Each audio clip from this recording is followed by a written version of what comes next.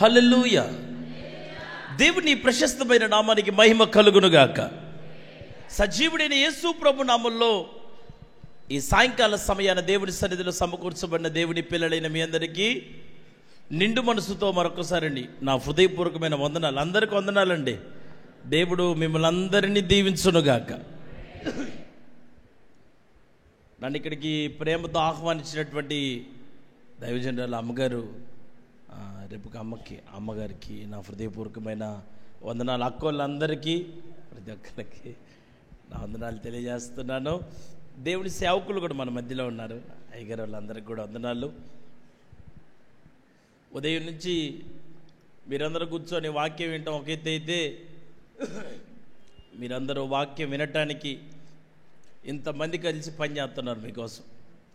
దేవుడు వారందరినీ కూడా తప్పక దీవించి ఆశీర్వదించునుగాక. ఈ పూట కొన్ని ప్రాముఖ్యమైన విషయాలు మీ ముందు ఉంచే ముందు ఒక చిన్న వచనం పాడుకొని మన వర్తమానంలోకి వెళ్దాం. మన తీర్మాన పండుగల్లో ఆ పాట రాయటం జరిగింది.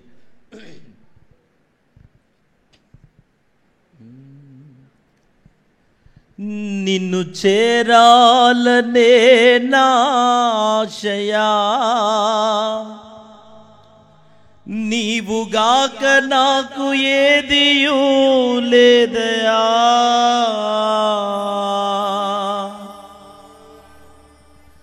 సజీవయాగమై సియోనుకు స్తుతిహారతినై నీ చెంతకు, సజీవయాగమై సియోనుకు స్తుతిహారతినై నీ చెంతకు, నిన్ను చేరాలనే నాశయా, నీవుగాక నాకు ఏదియూ లేదయా. నిన్ను చేరాలనే నాశయా, నీవుగాక నాకు ఏదియూ లేదయా. సజీవయాగమై సియోనుకు స్తుతిహారతినై నీ చెంతకు, సజీవయాగమై సియోనుకు స్తుతిహారతినై నీ చెంతకు. ఏ పాటిదయ్య నా జీవితం, తలంచలేదు నీ త్యాగమో. ఏ పాటిదయ్య నా జీవితం, తలంచలేదు నీ త్యాగమో. సింహాసనమే విడచి ఈ సిలువకు దిగి వచ్చి నీ ప్రాణమే ధారపోసినావే. సింహాసనమే విడచి ఈ సిలువకు దిగి వచ్చి నీ ప్రాణమే ధారపోసినావే. ఏమిచ్చి నీ రుణం తీర్చను, ఏమిచ్చి నీ రుణం తీర్చను. నిన్ను చేరాలనే నా ఆశయా, నీవుగాక నాకు ఏదియూ లేదయా. నిన్ను చేరాలనే నా ఆశయా, నీవుగాక నాకు ఏదియూ లేదయా.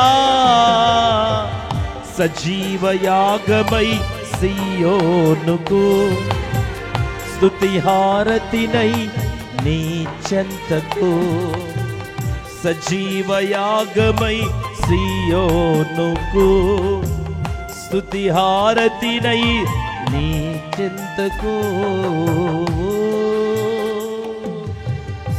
హల్లెలూయా. నిర్గమకాండం 3వ అధ్యాయం 7వ వచనం నుంచి కొన్ని మాటలు చదవగా మనందరం విందాం. మరియు యెహోవా ఇట్లనెను, నేను ఐగుప్తులోనున్న నా ప్రజల బాధను నిశ్చయంగా చూశాను.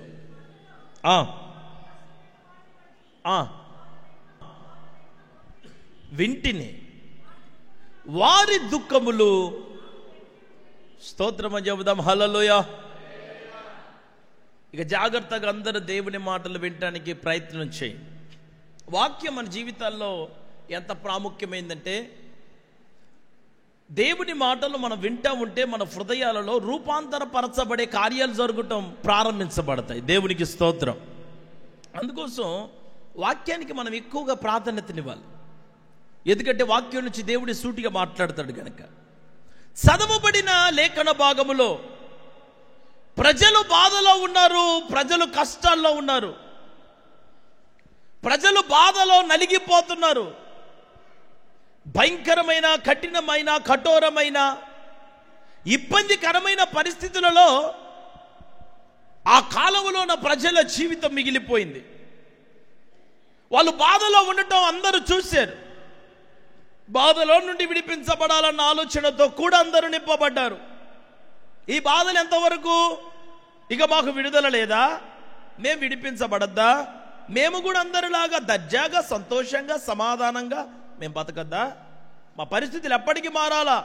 మా జీవితాలు ఎప్పటికీ దీవెనకరంగా మార్చబడాలా? ఏది మా పరిస్థితులు ఇట్లా అయిపోయాయి?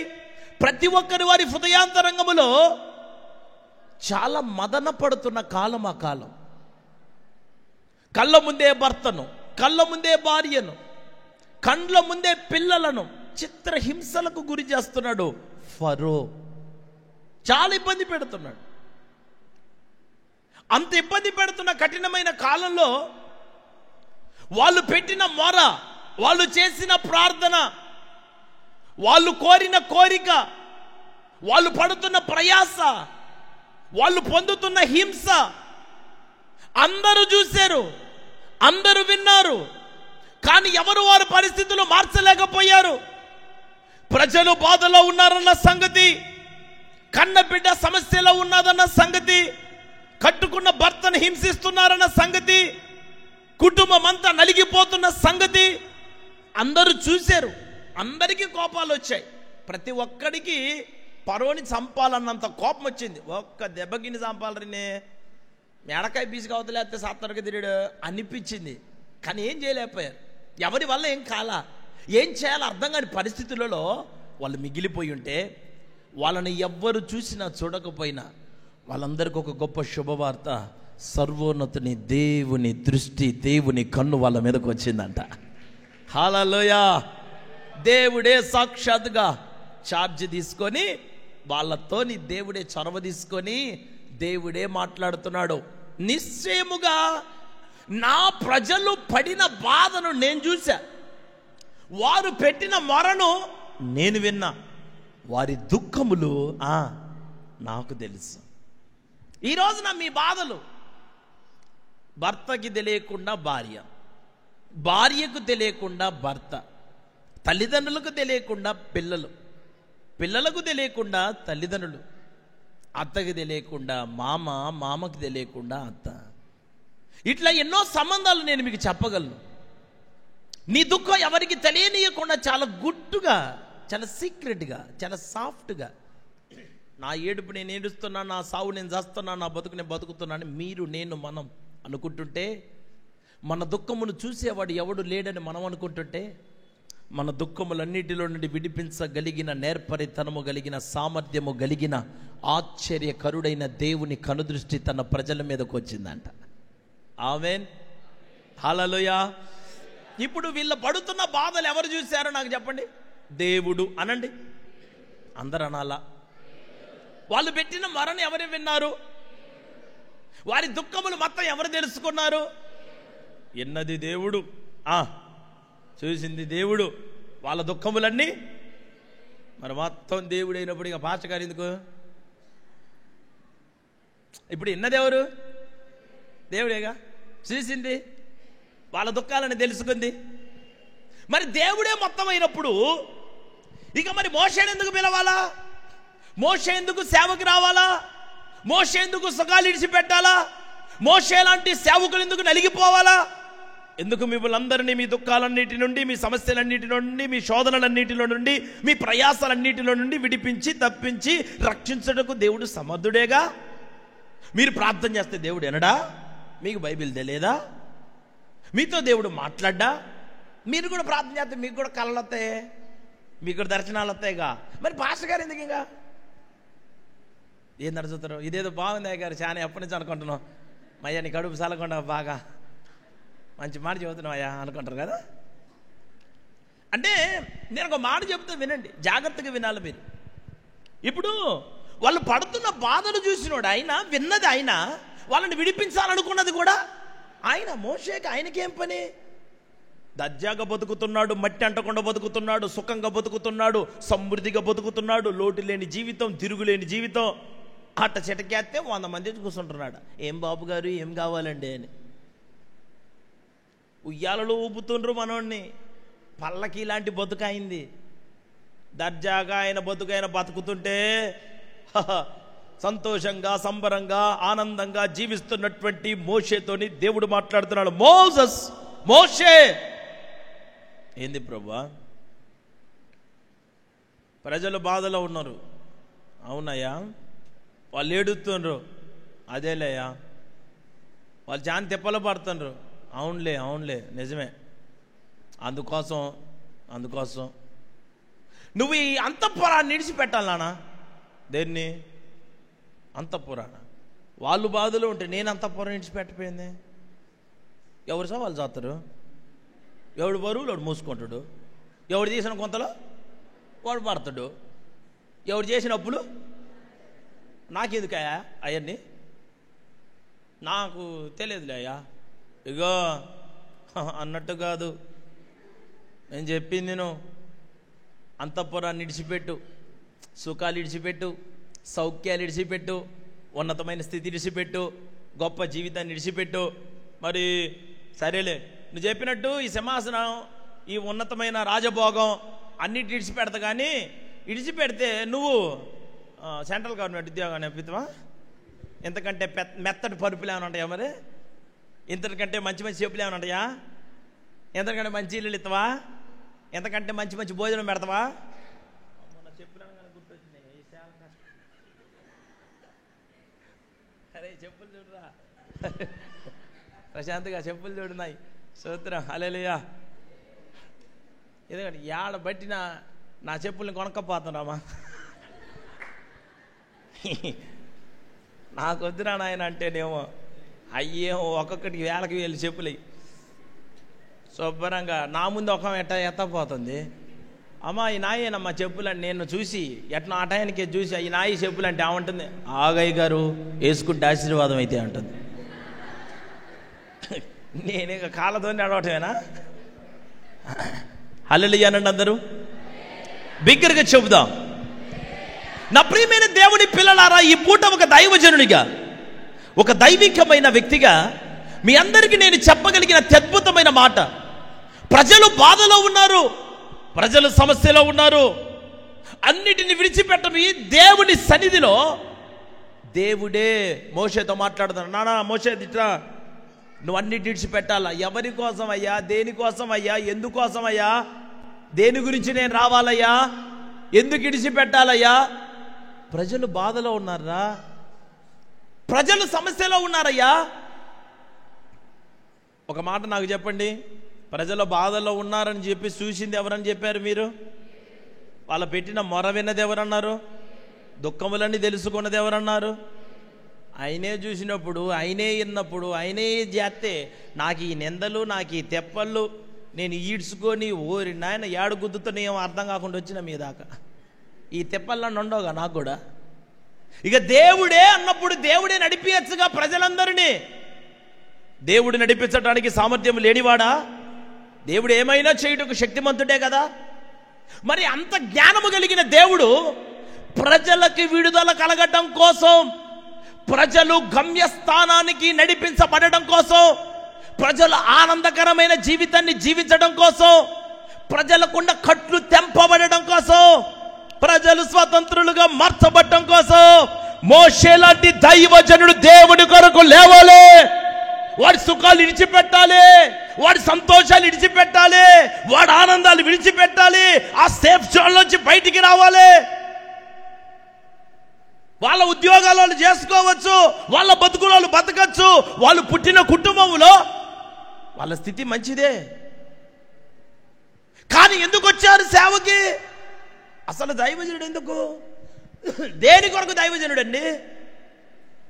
చాలామంది అనుకునే మాట, అసలు మాకు పాస్టర్ గారితో పని లేదండి, వాక్యం అంతా తెలిసింది, కళ కూడా వచ్చింది, అయితే పాట కూడా రాసిండండి.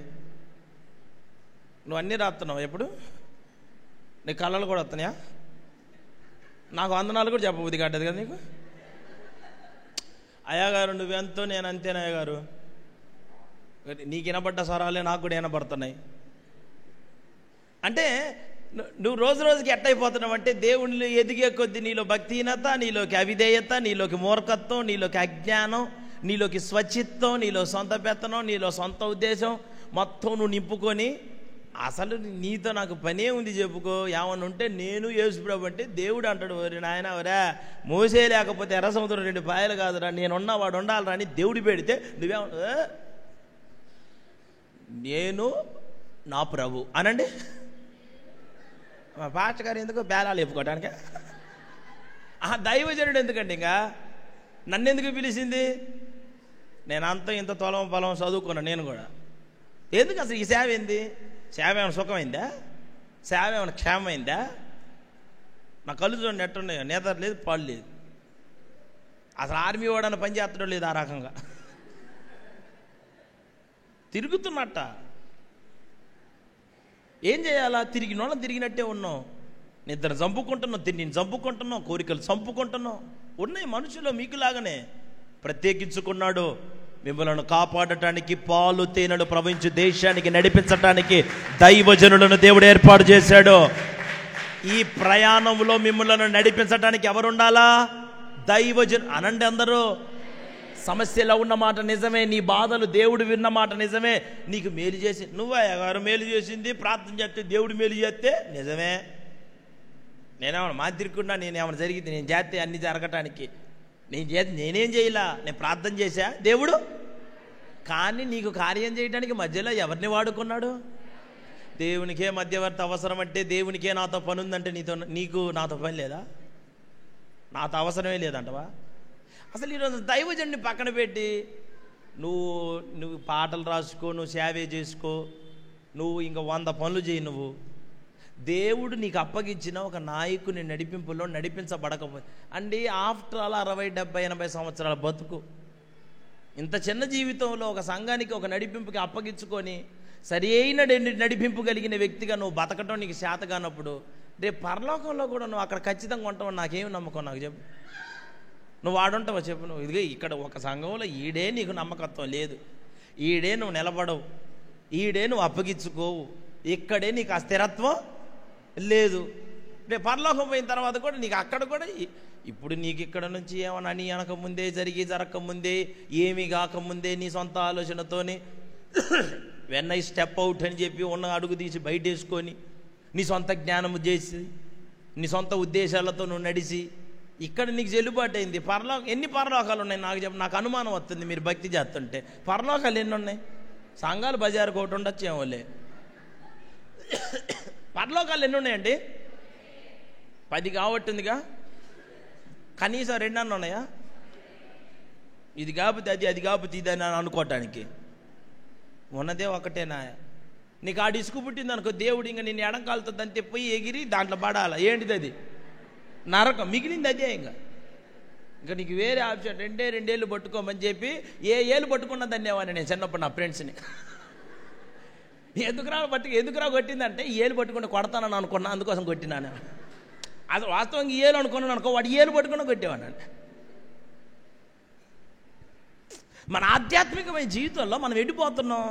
మనం ఏం చేస్తున్నాం చెప్పు? నిన్ను నీ సమస్యలో చేస్తా అంటే అసలు నీ పరిస్థితి ఏంది?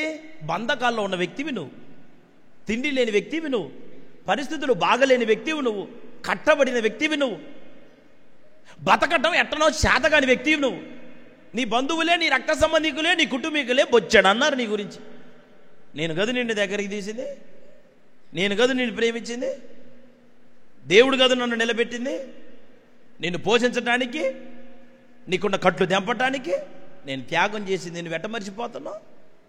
దైవజనుడు చేసిన త్యాగంతో కాదా సంఘం నడిపించబడుతుంది? మధ్యలో ఇన్ని కుటుంబాలు ఏందండి? నాకు ఇన్ని కుటుంబాలతో నాకేం పని అండి? అసలు అసలు నా కుటుంబంతో నేను మాట్లాడుకునే పని. ఇందాక అమ్మగారు అంటుంది కదా, అసలు నీకు పెళ్ళి అయిందా కాలేదని. నన్ను అందరూ అయితే అడుగుతాను, అసలు వీడికి పెళ్ళి అయితే ఇట్లా ఊర్లో ఎట్లా తిరుగుతాడని. 2 కాపీలు తీసిపెట్టిన, అదిగో ఇక పెళ్ళి అయిందా కాలేదని అడిగితే నేను దానికి ఏం చెప్పాలా? 2 కాపీలు ఉన్నాయి, చూసారేనా?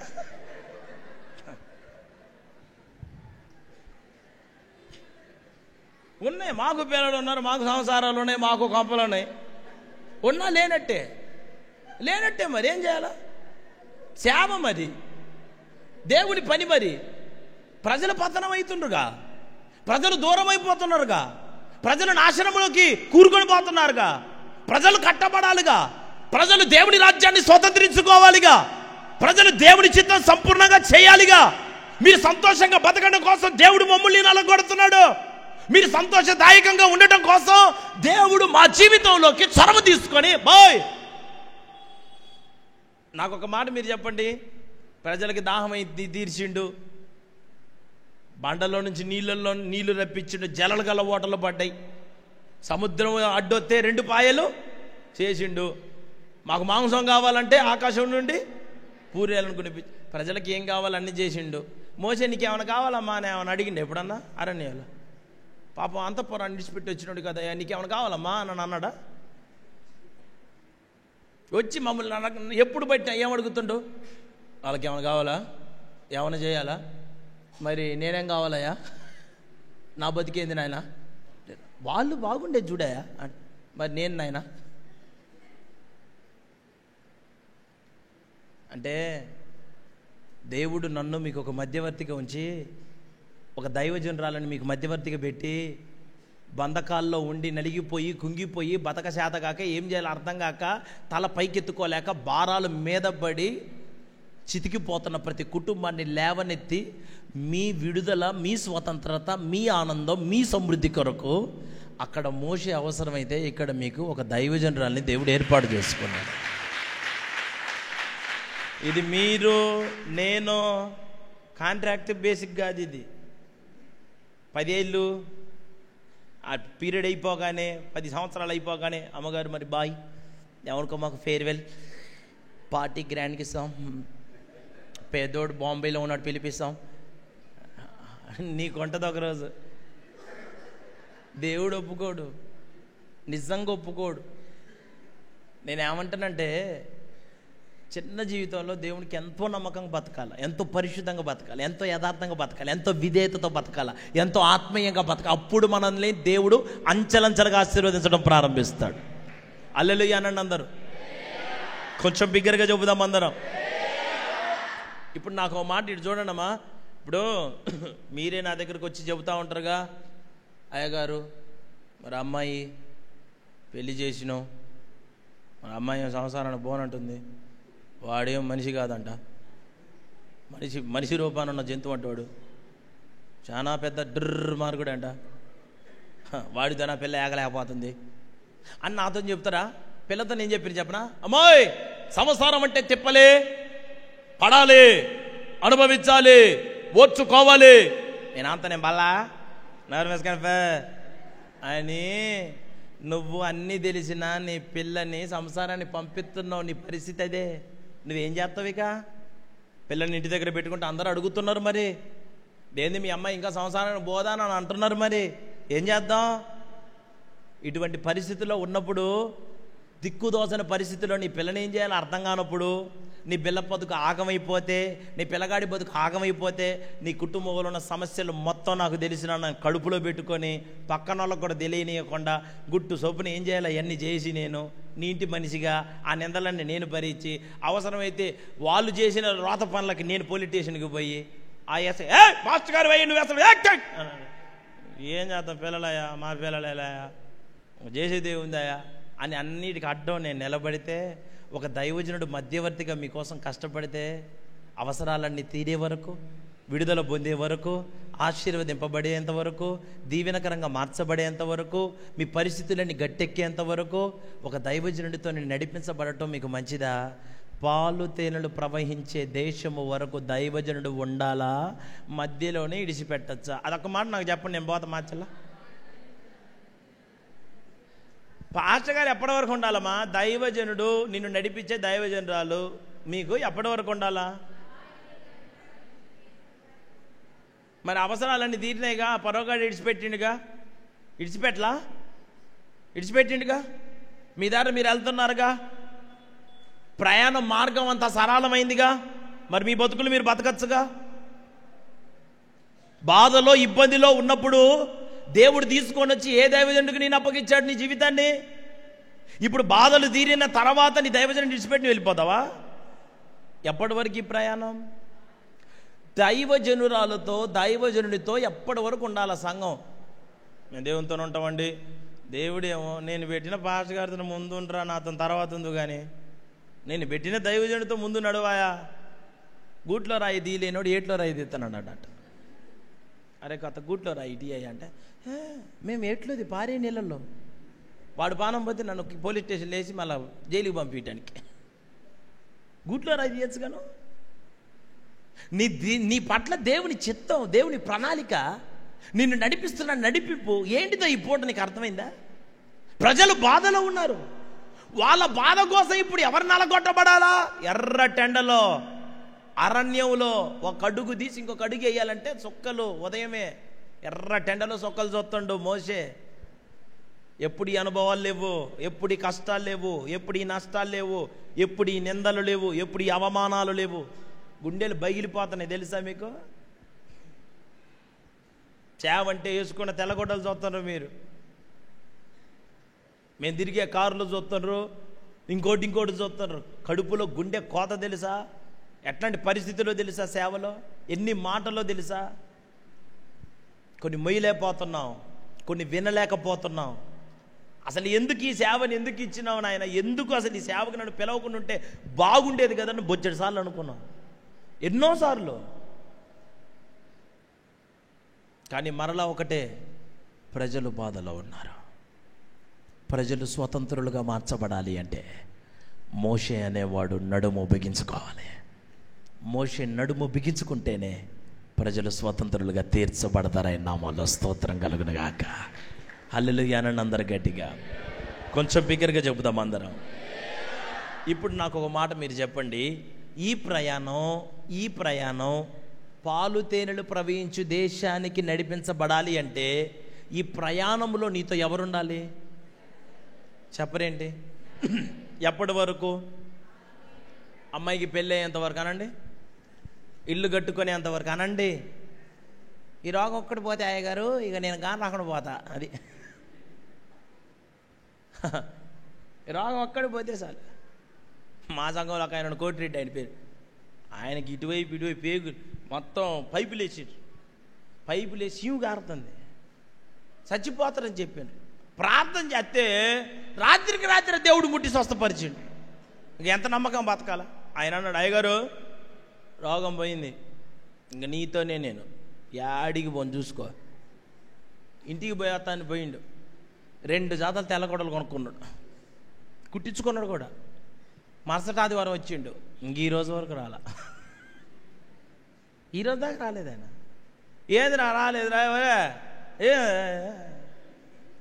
మరే. మన వాళ్ళు ఏమన్నారంటే, మరి నువ్వు చచ్చిపోయేటప్పుడు ఏమనలేదా? పైపులు వేసుకున్నప్పుడు ఏమల్లా? పైపులు బీకి నాకు అంటారా? నీకు ప్రార్థన చేసేంతవరకు నీకు సమస్య గుర్తు రాలేదా?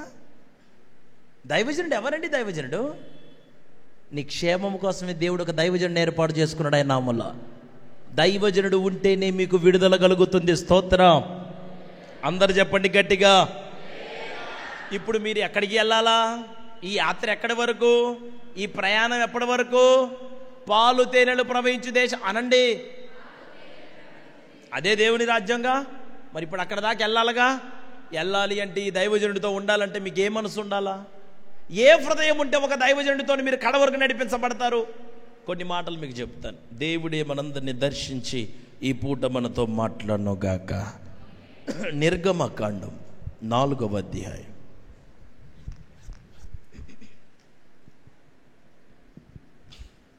నిర్గమకాండం 4వ అధ్యాయం 12వ వచనం నుంచి చదవండి. వెళ్ళు. ఓకే, నీకు బోధించేదేనని. అందుకు అతడు, అయ్యో ప్రభువా, నువ్వు తలంచిన వానినే పంపుమనగా ఆయన మోషే మీద కోప్పడి,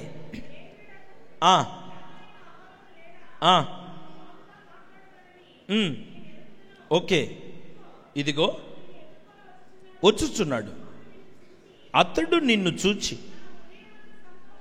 దేవునికి స్తోత్రం చెప్పండి అందరు గట్టిగా, కొంచెం బిగ్గరగా చెప్పాలా.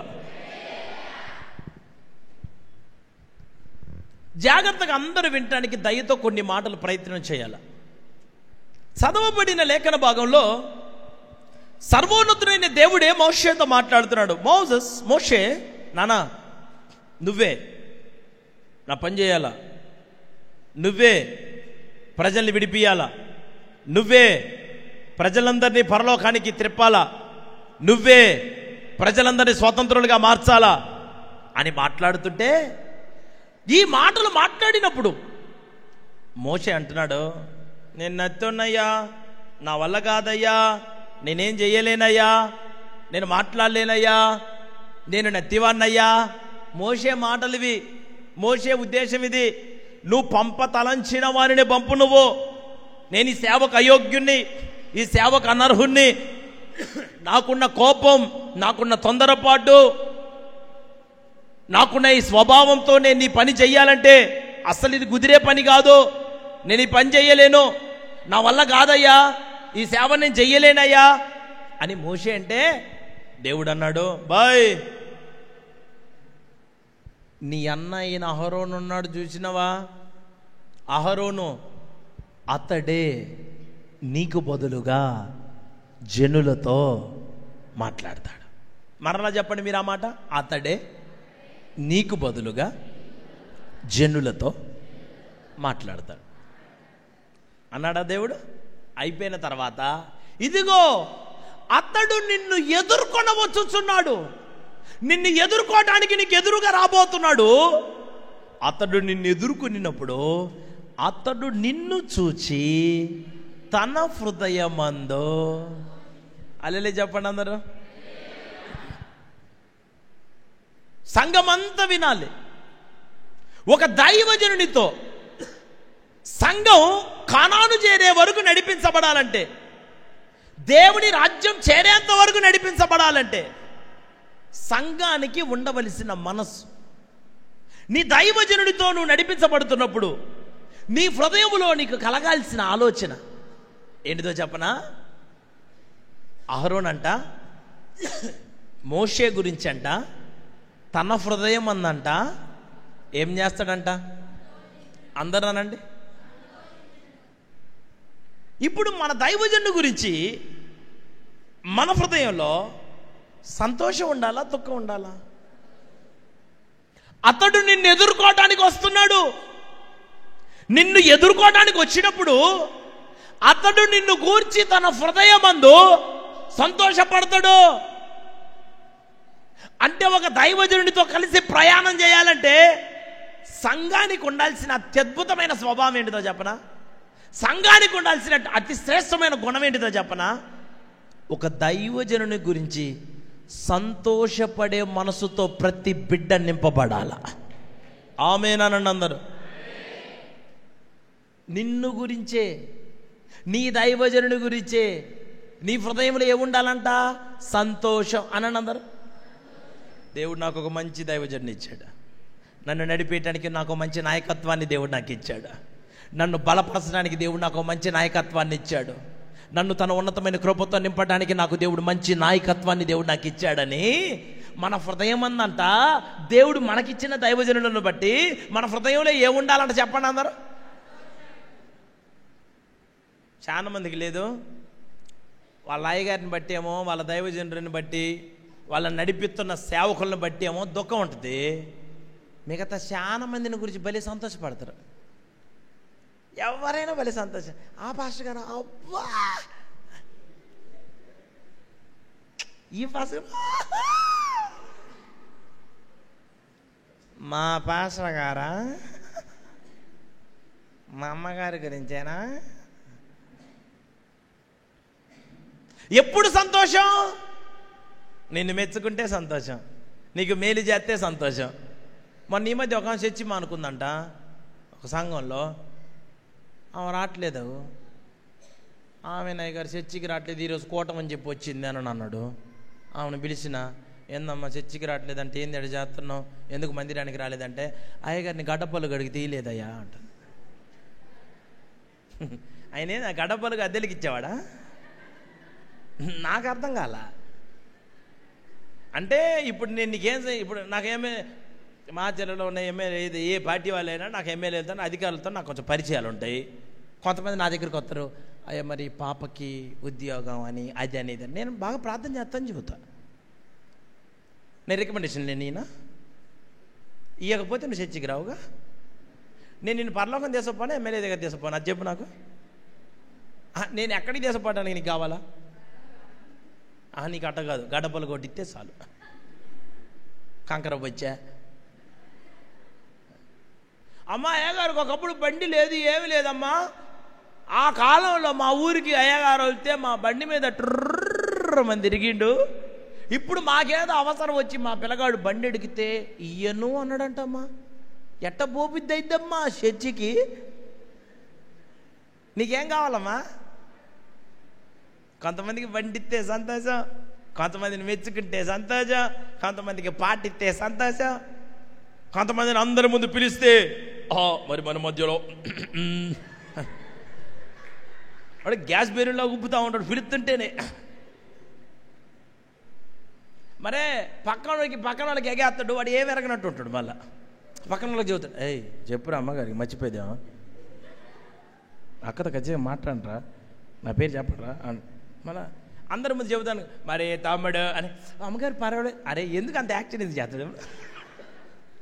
ఎగేసింది నువ్వే, చెప్పింది నువ్వే, కాంట్రాక్ట్ మాట్లాడుకుంది నువ్వే, ముఠా ఏర్పాటు చేసింది నువ్వే, ఇప్పుడు చెప్పేదాకా చేసింది నువ్వే, ఇప్పుడు చెబుతుంటే పర్లేదు అంటుంటే మీరు అసలు మీకు ఏది సంతోషం నాకు చెప్పండి. మీ దైవజనుడిని బట్టి మీ హృదయంలో ఏముండాలా? ఎవరికి తిడతారమ్మా, మమ్మల్ని పట్టించుకోరమ్మా. అసలు మొదట్లోనైతే అక్క ఎంత ప్రేమ అనుకుంటున్నావు, ఇప్పుడు వచ్చిన ఆమెను చెడగొట్టడానికి. మొదట్లో అక్క ఎట్టుండేది తెలుసా? అబ్బో మామూలు ప్రేమ కాదు, 24 గంటలు మా ఇల్లు అంటే వాళ్ళ ఇల్లు వెంబటే. అప్పుడు అంత సేవ లేదు. మరి ఇప్పుడు నీ ఇంటికంటే నా ఇల్లు పెద్దదైంది. నీ ఇంటికి వచ్చే చుట్టాల కంటే నా ఇంటికి వచ్చే చుట్టాలు ఎక్కువైండ్రు. శరీర సంబంధమైన వాళ్ళు కాదు, మొత్తం ఆత్మ సంబంధమైన వాళ్ళు. ఇప్పుడు చాలామంది ఏమంటారంటే, అప్పుడు వచ్చినట్టు ఇప్పుడు రారుగా, అప్పుడు ఉన్నట్టుగా ఇప్పుడు ఎందుకో మరి మీరే అడగండి. నువ్వు హృదయంలో ఇవన్నీ పెట్టుకుంటే నువ్వు ఒక దైవజనుడితో, సేవకునితో, ఒక సేవకురాలతోని నువ్వు కడవరకు ప్రయాణం చేస్తావా? హృదయంలో దైవజనుడి గురించి ఏముండాలి నీకు? సంతోషం అనండి. నిన్ను ఇక్కడ ఉంచినా సంతోషమే, నిన్ను అక్కడ ఉంచినా సంతోషం, నిన్ను ఎక్కడుంచినా సంతోషమే. నిన్ను అందరి ముందు మెచ్చుకున్నా సంతోషమే, మెచ్చుకోకపోయినా సంతోషం. ఎందుకు? మనల్ని మెచ్చుకోదగిన వాడు ఆయన ఒక్కడే కనుక, మనకు ఉన్నతమైన స్థితి ఇవ్వగలిగిన వాడు ఆయన కనుక ఎవరు మన ఏం చేస్తారు? ఏమండి, ఎప్పుడైనా ఒకటి గుర్తుపెట్టుకోండి, పోజులు కొట్టిన వాళ్ళు ఎంతకాలం నిలవలేరు. ప్రవర్తన కలిగిన వాడిని దేవుడు ఎప్పటికైనా నిలబెట్టుకుంటాడు. ఇది నిజం. వాడు అడవిలో ఉన్న ఎత్తకొచ్చుకున్నాడండి దావీదుని. మంచి ప్రవర్తన కలిగిన దావీదు అడవిలో ఉంటే దావీదుని అక్కడి కూడా నుంచి తెచ్చి సింహాసనం మీద కూర్చోబెట్టుకున్నాడు దేవుడు. ఈ రోజున మీ దైవజనులు గురించిన సంతోషం ఉందా? వేరే వేరే వాక్యాలు చదువుతుంటే బలి సంతోషంగా అంటాం. మీ అయ్యగారు వాక్యం చెబితే మంచినీళ్ళు తెచ్చిన వారా బాట్లే తెచ్చావా, ఇంకా మొదలు పెట్టారు మనకి. ఎందుకని నీకు వాక్యం చదువుతుంటే కొంచెం ఇబ్బందిగా అనిపిస్తుంది? ఎందుకు నీకు హ్యాపీగా లేవు? నీ హృదయంలోని సేవకుని గురించి ఎందుకు నువ్వు సంతోషపడట్లా? ఎందుకు నీకు సంతోషం ఎందుకు లేదు నాకు చెప్పు. మరి నువ్వు ఎట్ట ప్రయాణం చేస్తావు? మళ్ళీ వీళ్ళిట్ట మొహాలు పెట్టే వాళ్ళందరూ మళ్ళీ బాధ వస్తే మళ్ళీ మొహం ఇట్లా పెట్టి మళ్ళీ వచ్చేది ఎడకే, మళ్ళీ అవసరం వస్తే వచ్చేది ఎడకే, ప్రార్థన చేయమని కోరేది ఏడే. కానీ మళ్ళీ సంతోషం ఉండదు, అస్సలు ఉండదుగా. ఏందో వాళ్ళ సొమ్మంతా లాక్కున్నట్టు, ఆస్తి అంతా నేను రాపించుకున్నట్టు. చాలా సీరియస్గా ఐఏఎస్ ఆఫీసర్ టైప్ తిరుగుతుంటారు. నేనేమంటున్నానంటే, ఒక దైవజనుడితోని నువ్వు నడిపించబడాలంటే, ఆ దైవజనుడితోని నడిపించబడుతున్నటువంటి సంఘం హృదయమందు దైవజనుడి గురించి సంతోషించే సంఘంగా మార్చబడాలి. హల్లెలూయా అనండి. నీ దైవజనుడు ఒక పాట పాడితే సంతోషమేనా? నీ దైవజనుడు ఒక మాట మాట్లాడితే సంతోషమేనా? బా, నేను నా విశ్వాసులకు ఏం చదువుతా చెప్పనా? నువ్వు నిజంగా నా విశ్వాసవే కనుక అయితే నా ఇంట్లో నీ క్యాలెండర్ తప్ప ఇంకోటి తేలాడకూడదని చెబుతా. ఓ, వాట్ ఏ బ్రిలియంట్ క్వశ్చన్ అన్నట్టు చూస్తాను మీరు. నీకు నిజంగా నువ్వు నీతికి వెళ్ళదానివి అయితే, నీలో యథార్థత ఉంటే ఆన్లైన్ ఆర్డర్ పెట్టి తెప్పించుకుంటావు కదా నువ్వు, అమెజాన్లో ఫ్లిప్కార్ట్లో తెప్పించుకున్నట్టు క్యాలెండర్ని కూడా. నీ మనసులో సంతోషం నీ దైవజనుడు అయి ఉండాలా. రేపు సమస్య వస్తే వాళ్ళు వస్తారా? మీకు బాధ కలిగింది అనుకో, ఇప్పుడు నేను చాలా మీటింగ్లకు పోతుంటాను, అక్కడ కూడా వచ్చి అయ్యగారు మీ ఫోన్ నెంబర్ ఉందా, ఇస్తారో అంటే, నాకు 10 లక్షల అప్పు ఉంది, తీరుస్తావా? నా ఫోన్ నెంబర్తో నీకెందుకు అసలు? రేపు నీకు బాధ కలిగితే నేను ప్రార్థన చేస్తానా? నీకు సమస్య వస్తే నేను వస్తానా? జ్ఞానం ఉండదండి చాలామందికి. ఒక దైవజనుడితో, రేపు దైవజనుడు అంటే ఎవరు? రేపు నిన్ను పాలు తేనెలు ప్రవహించు దేశానికి తీసుకొని పోవటానికి దేవుడు పెట్టిన దైవజనుడు ఆయన. హల్లెలూయా. అది దేవుడు నీకోసం ఏర్పాటు చేసిండు ఆయన్ని. ఒక సేవకుని నీకోసం ఎన్నుకున్నాడు, ఒక సేవకుని నీకోసం నిలబెట్టుకున్నాడు ఆయన. ఈ జ్ఞానం నీకుంటే ఆ దైవజనుడి గురించి మొట్టమొదటిగా నీ హృదయంలో, మీ సేవకుని గురించి, మీ దైవజనురాల గురించి మీ హృదయంలో ఏముండాలా అనండి. అందరు గట్టిగా చెప్పండి. అంటే మీతో మంచిగా మాట్లాడితే సంతోషమా? సాటుగా కొంచెం బియ్యం ఇస్తే సంతోషం? అమ్మగారు ఎంతో మంచిదంటే చాటుగా పిలిచే పెరిగాడే బియ్యం ఇచ్చింది నాకు. నేనేం చేయకపోతే పిరిగిన మన్ను తీసుకొని నా మీద ఎత్తగా. అంటే నిన్ను పట్టించుకుంటే సంతోషం, నిన్ను పట్టించుకోకపోతే కోపమా? పలకరిస్తే సంతోషం, పలకరిపోతే కోపమా? ఎవరిని బట్టి సంతోషిస్తున్నారండి ఈ రోజున సంఘంలో ఉన్న దైవ సేవకులు? దైవజనుడు ఏ దైవజనుడు బట్టి సంతోషిస్తున్నారు? విశ్వాసం నాకు చెప్పండి. నీకోసం కన్నీళ్ళు గారిచేది నేనా? మీ ఆత్మీయ నాయకురాలా? మీ సమస్యలన్నీ ఎరిగినోళ్ళు నేనా వాళ్ళ? మీ సమస్యలన్నీ తెలుసుకున్నోళ్ళు వాళ్ళ నేనా? ఏం పొరిగింటి పొలకు రుషని సామెత ఉంది. అప్పుడప్పుడు వచ్చి చెప్పేవాళ్ళు అబ్బా ఆయా హీ హా హా కరాటీ క్లాస్ అన్నట్టు ఉంటుంది. కొత్తలో ఫోను, నాకు ఐఫోన్ కొత్తగా వచ్చినప్పుడు ఇట్లా చూసుకోండి, అబ్బో ఇప్పుడు చూడకపోతే కూడా అట్లా కొత్త ఒక వింత పాత ఒక రోత అని. పాత పడే కొద్దీ వస్తువులు రోత పట్టచ్చు. దైవజనుడు ఎప్పటికీ నీ జీవితంలో ఉన్నతమైన వ్యక్తిగానే మిగిలిపోవునుగాక. స్తోత్రం అని చెప్పండి అందరు గట్టిగా. ఇదిగో అతడు నిన్ను ఎదుర్కోవటానికి వస్తున్నాడు. అతడు నిన్ను చూచి తన హృదయమందు, కొంతమంది పైకి నవ్వుతారు హృదయంలో,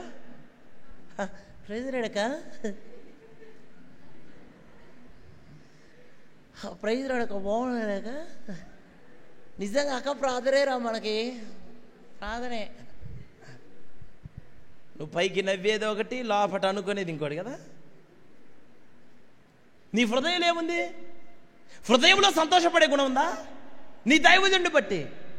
అరే ఈరోజు నీ బాప్తిసం తీసుకున్నామంటే, ఈ రోజున దేవునిలో నిలవబడ్డామంటే, ఈ రోజున మనం అన్య జనాంగములో నుంచి ప్రభు యొద్దకు నడిపించబడ్డామంటే, ఈ రోజున ప్రభు కొరకు సాక్షిణంగా మార్చబడ్డామంటే దేవుని కృప, దేవుడు మనకిచ్చిన దైవ సేవకురాలి ప్రార్థన అని చెప్పుకోదగిన సంతోషం దేవుడు మీ హృదయంలో మీకు తప్పక అనుగ్రహించునుగాక. స్తోత్రం అని చెప్పండి అందరు గట్టిగా. కొంతమంది బాడీయే ప్రెజెంట్, ఏడా మైండ్ మొత్తం వేరే దగ్గర ఆబ్సెంట్, ఈడ ఆబ్సెంట్ వేరే దగ్గర ప్రెజెంట్, ఇక్కడే ఉంటారు. అరే వాడి దైవజనుడు, వాళ్ళ దైవజనుడు ఏ దర్శనంతో పని చేస్తున్నాడో, ఎంత కష్టపడ. గుడిసెలో కూర్చున్నా నీ దైవజనుడు, చెట్టు కిందన్నా మీ అయ్యగారే, గోసి పెట్టుకున్నా మీ నాన్నే, రిక్షా దొక్కేవాడైనా నీ తండ్రే. రిక్షా దొక్కుతున్నాడు కాబట్టి బాగా సూటు బూటు వేసుకున్నాడు డాడ్ అని అన్నాను. సూటు బూటు వేసుకొని రోడ్డు వెంబడి నడుచుకుంటూ పోయేవాళ్ళు డాడ్ అనండి. నేను దేశపోయి పోలీస్ స్టేషన్లో పెడతాను. వీడేందో లేని పని కోతున్నాను. ఎవరిని తండ్రిని పిలవాలా? ఎవరిని బట్టి సంతోషపడాలా? మీకు మందిరం ఉందో లేదో నాకు తెలియదు, మీ పరిస్థితి ఎట్టుందో లేదో నాకు తెలియదు. సంఘములో ప్రపంచములో వింటున్న ప్రతి ఒక్కరికి నేను చెప్పగలిగిన మాట, మీ జీవితంలో దేవుడు మీకు ఇచ్చిన దైవజనుడిని బట్టి మీ హృదయంలో సంతోషపడే మనస్సును దేవుడు మీకు ఇచ్చునుగాక. హల్లెలూయా అని చెప్పండి అందరు గట్టిగా. నీ దైవజనుడి వాక్యాన్ని బట్టి సంతోషపడు, నీ దైవజనుడి మాటల్ని బట్టి సంతోషపడు, నీ దైవజనుడి ప్రార్థనని బట్టి సంతోషపడు, దేవుడు నీకు ఇచ్చిన ఇంటిని బట్టి సంతోషపడు. హృదయములో సంతోషం ఉండాలా, పైన సంతోషాలు కాదు. పైకి నవ్వటం లోపట అనుకొని అని అనుకోవటం కాదు. హృదయములో నుంచి ఆ సంతోషము కలిగి పాలు తేనెలు ప్రవహించు దేశమునకు నడిపించబడేంత వరకు ఈ నమ్మకమైన సహవాసము కలిగిన బిడ్డలుగా మీరు కొనసాగించబడుదురుగాక. స్తోత్రం అని చెప్పండి అందరు గట్టిగా, కొంచెం బిగ్గరగా చెప్పండి అందరూ. మొట్టమొదటిగా ఒక దైవజనుడితోని సంఘం అంతా కలిసి నడవాలి అంటే సంఘానికి ఏ గుణం ఉండాలి నాకు చెప్పండి?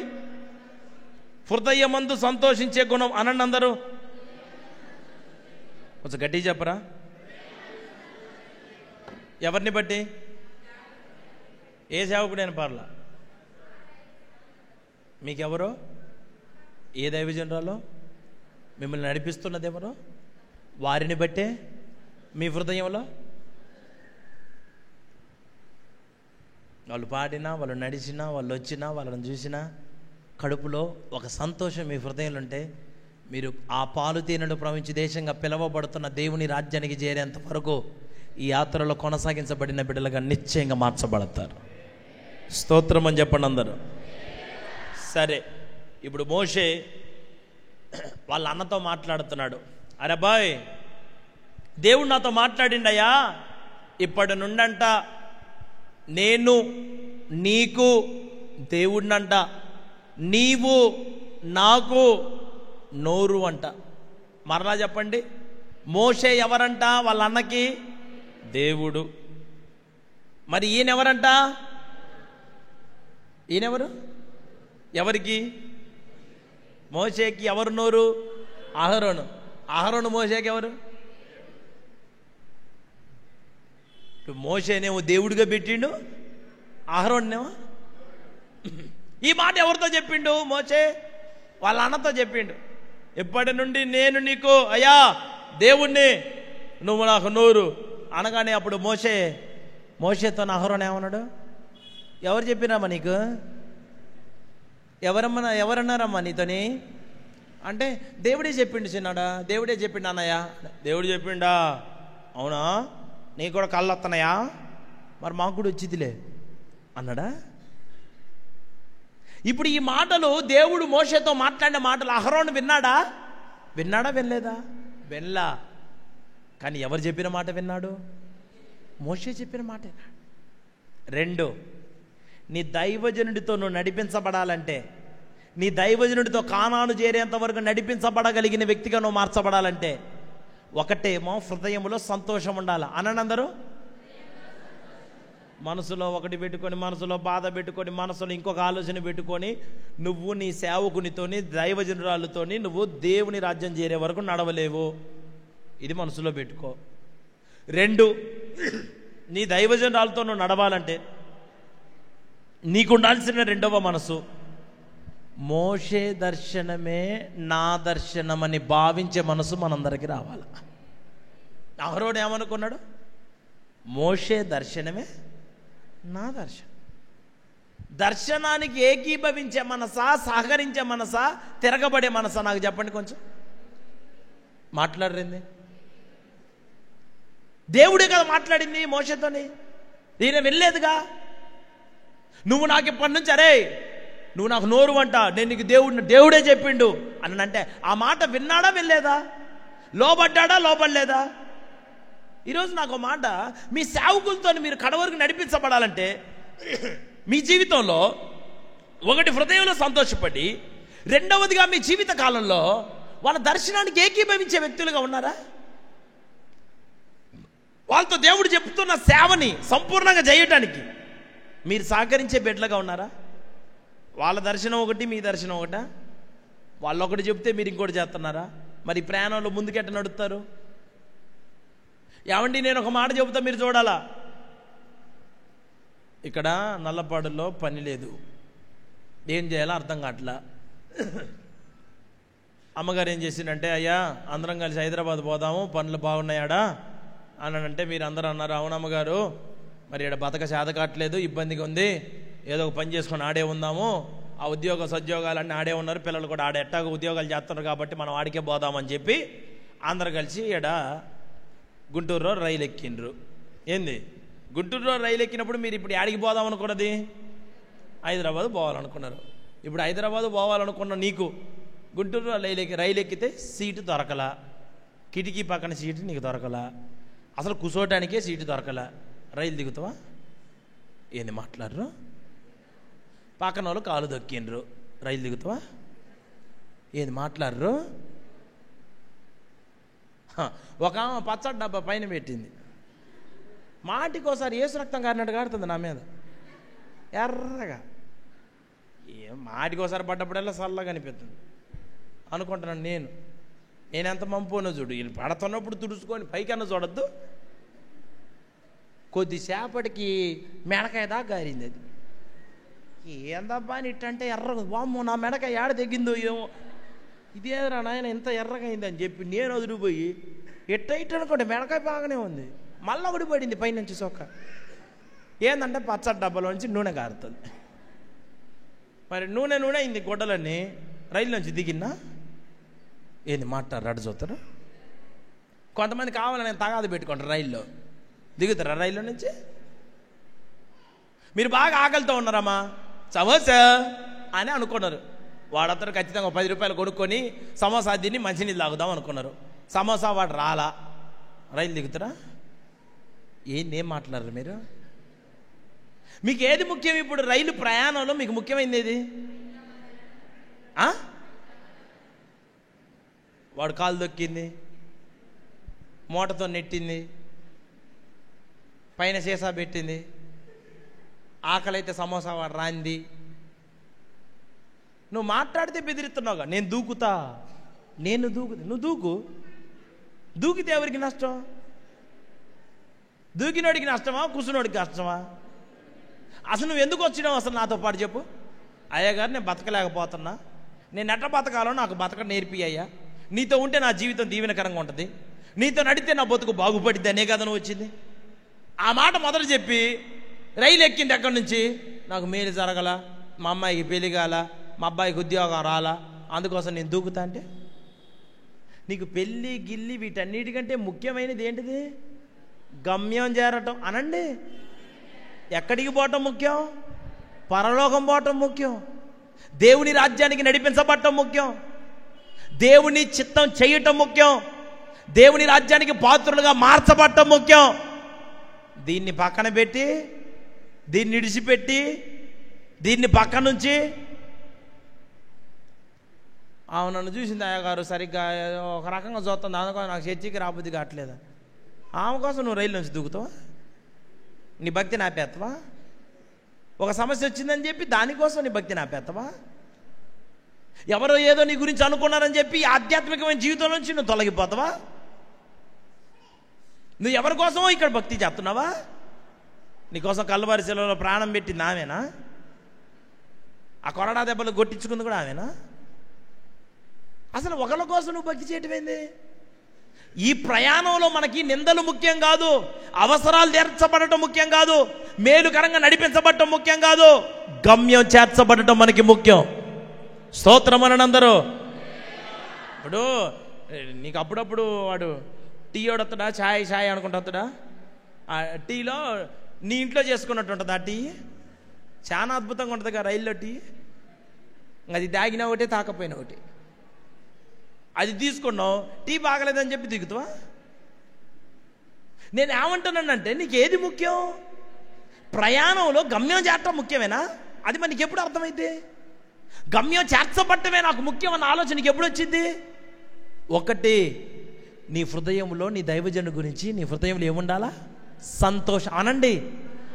2, నీ దైవజనుని దర్శనముతో ఏకీభవించే బిడ్డలుగా మీరు మార్చబడుదురుగాక. స్తోత్రం అని చెప్పండి అందరి బిగ్గరగా. దైవజనుని దర్శనముతో ఏకీభవించే కృపను దేవుడు మనందరికి అనుగ్రహించునుగాక. ఇప్పుడు ఓడగట్టమని దేవుడు ఎవరితో మాట్లాడిండు? అవునా? నోవహుతో దేవుడు మాట్లాడిండా? కొడుకులతో కూడా మాట్లాడిండా? భార్యతో, కోడళ్ళతో మాట్లాడింది ఎవరితో? నోవహుతో మాట్లాడితే నోవహు దర్శనానికి అందరూ ఏకీభవించారా? మాట్లాడిందండి. ఈరోజు ఇక్కడ సేవ సమృద్ధిగా జరగాలి అంటే, సేవ దీవెనకరంగా మార్చబడాలంటే, సేవకురాలి దర్శనానికి ఏకీభవించే వాళ్ళలాగా ఉండాలా? నేను ఎప్పుడు ఎదుగుతున్నా నాకే అర్థం కాదన్నట్టు ఉండాలా? అయ్యగారు మర్యాదకు ఉంటే మర్యాదకు ఉన్నంత వరకేనా అయ్యగారు? మర్యాద తెప్పిందంటే నేను మనిషిని కాదు అంటే మీరు నీకు మర్యాదలు, నీకు గౌరవాలు, నీకు ప్రేమాభిమానాలు, నిన్ను పట్టించుకోవటాలు ఇవన్నీ ఉంటేనే ఒక సేవకుతో ప్రయాణం చేస్తాం, అంతేనా? ఈ రోజున సేవకుని దర్శనం ఏంటిదో నీకు అర్థమైందా? ఋతు పుస్తకం 1వ అధ్యాయం 16వ వచనం ఇంటికి పోయిన తర్వాత చదువుకోండి. అక్కడ రాయబడిన మాట ఏంటిది? రూతు ఏమంటది? అందుకు రూతు, నా వెంబడి రావద్దనియు, నన్ను విడిచిపెట్టమనియు బతిమిలాడుకోవద్దు, నీవు వెళ్ళి చోటుకే, నీవు నివసించు చోటనే. చూడండి, దర్శనానికి ఏకీభవించే వాళ్ళు చూడండి.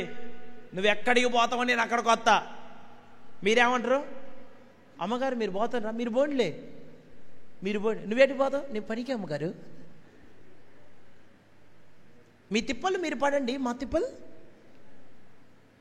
నీవు వెళ్ళి చోటుకే నేను సహకరించే మనసున్న వాళ్ళని చూడండి. నీవు ఎక్కడుంటావో నేను అక్కడ ఉంటా.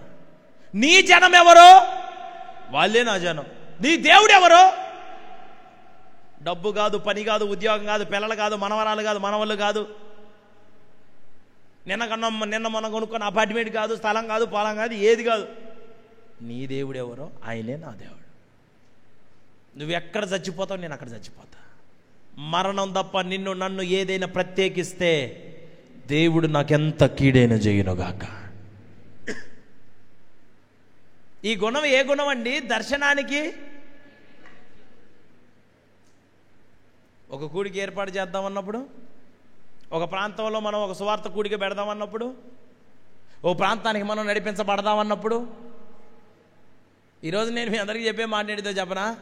చూడండి, చాలామంది అంటారు, అయ్యగారు కూటం అంటే ఎప్పుడు పెట్టాలండి?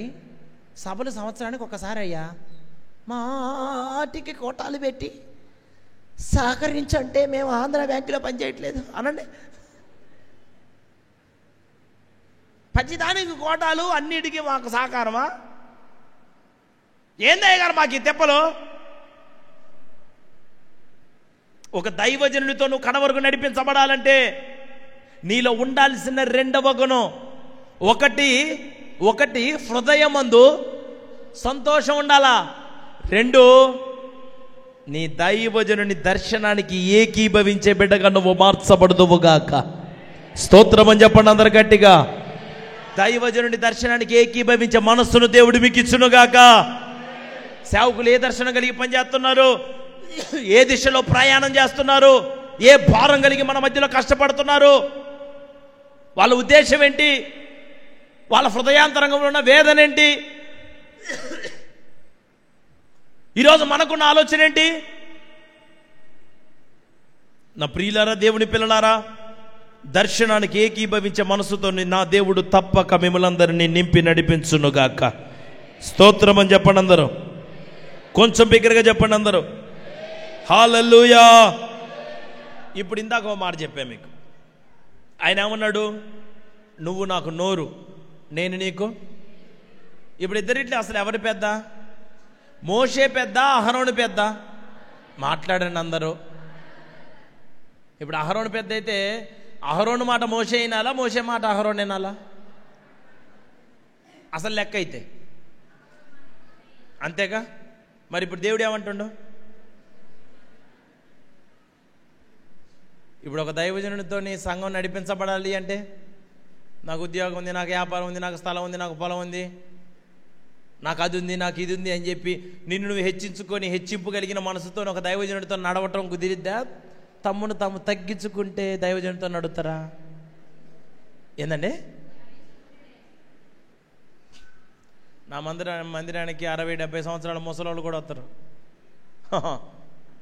మర్యాదకు వచ్చి కిందనే కూర్చుంటారు. నిజం. ఒక దైవజనుడి దగ్గర తగ్గించుకోవడం నేర్చుకున్నందుకు దేవుడు వారిని అంచెలంచెలుగా ఆశీర్వదించడం ప్రారంభిస్తున్నాడు ఆయన నామంలో. స్తోత్రం అనండి అందరూ. ఈ ప్రయాణంలో మీరు దైవజనుడితో పాటు కడవరకు నడవాలంటే మీకు ఉండాల్సినటువంటి అత్యద్భుతమైన స్వభావం ఏంటిది? ఏముండాలంటే మీకు తగ్గించుకునే మనసు అనండి. చెప్పండి, అందరు గట్టిగా చెప్పండి. ఈ రోజున మనకుందా? ఒక సేవకులతో నడవాలంటే సంఘానికి తగ్గించుకునే మనసు ఉండాలి కదండి. నువ్వు వ్యాపారంలో గొప్ప వ్యక్తివి కావచ్చు, అన్ని విషయాలలో గొప్ప వ్యక్తివై ఉండొచ్చు, కానీ ఒక దైవజనుడితో నడవటానికి నిన్ను నువ్వుగా తగ్గించుకోగలవా? నీ పనులు తగ్గించుకోగలవా? నీ బిజీ తగ్గించుకోగలవా?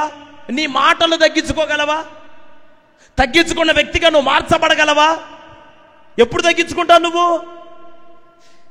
ఈ దైవజనుడు రేపు నిన్ను పాలు తేనెను ప్రవహించి దేశానికి తీసుకొని పోవాలా. ఈ భారం దేవుడు పెట్టాడు. ఈ భారాన్ని దేవుడు ఇచ్చాడండి. దీని వెనకాల త్యాగం, దీని వెనకాల బాధ, వేదన, సమర్పణ బోల్డ్ ఉన్నాయి. ఇవన్నీ జరగడం కోసం ఒక దైవజనుడితో నలిగిపోతున్నప్పుడు సంఘం అంతటికి ఉండాల్సినటువంటి ఆలోచన, సంఘం తమ్ముడు తాము తగ్గించుకోవాలి. చాలా ఉన్నతమైన వాడే అహరోను. అహరోను గురించి బైబిల్ చెప్పిన మాట ఏంటిదో చెప్పనా? ప్రతిష్ఠితుడైన అహరోను అనండి అందరూ. కొంచెం గట్టి చెప్పండి. మోషే గురించి ఏమన్నాడు దేవుడు? నా సేవకుడైన. అహరోను గురించి ఎందుకు ప్రతిష్ఠితుడయ్యాడు? ఎందుకండి ప్రతిష్ఠితుడైంది? అంత పెద్దోడైనా, వయసులో కూడా పెద్దోడైనా చిన్నోడు చెప్పిన మాట విన్నాడండి, నడిపింపుకు అప్పగించుకున్నాడండి. ఈ రోజున ఒక దైవజనుడితో సంఘం అంతా నడిపించబడాలంటే, సంఘం అంతా సేవకుడితో కడవరకు నడిపించబడాలంటే, దేవుడి రాజ్యానికి రేపు మీరు పాత్రులుగా మార్చబడాలంటే, సంఘం అంతటికి తమ్మును తాము తగ్గించుకునే మనసు కలిగిన వ్యక్తులుగా మీరందరూ తీర్చబడుదురుగాక. స్తోత్రం అని చెప్పండి అందరు గట్టిగా. వయసులో పెద్దోళ్ళు కావచ్చు, ఉద్యోగంలో పెద్దోళ్ళు కావచ్చు, ఏ విషయంలో అయినా నువ్వు ఉన్నతమైన వ్యక్తిగా ఉన్నా, ఈ ప్రయాణంలో నువ్వు ముందుకు పోవాలి అంటే నీకు తగ్గింపు ఉండాలా. నిన్ను నువ్వు తగ్గించుకునే మనసుతో నువ్వు నింపబడాలా. తగ్గింపు కలిగిన హృదయముతో నడిపించబడగలిగిన వ్యక్తిగా నువ్వు తీర్చబడాలా. అప్పుడు నీ జీవితాన్ని నా దేవుడు దీవెనకరంగా నడిపిస్తాడు. అప్పుడు నువ్వు పాలు తేనెలు ప్రవహించి దేశానికి నడిపించబడేంత వరకు ఒక యోగ్యమైన బిడ్డగా ఆయన సన్నిధిలో మిగిలిపోతావు. దేవునికి స్తోత్రం చెబుతాం అందరం.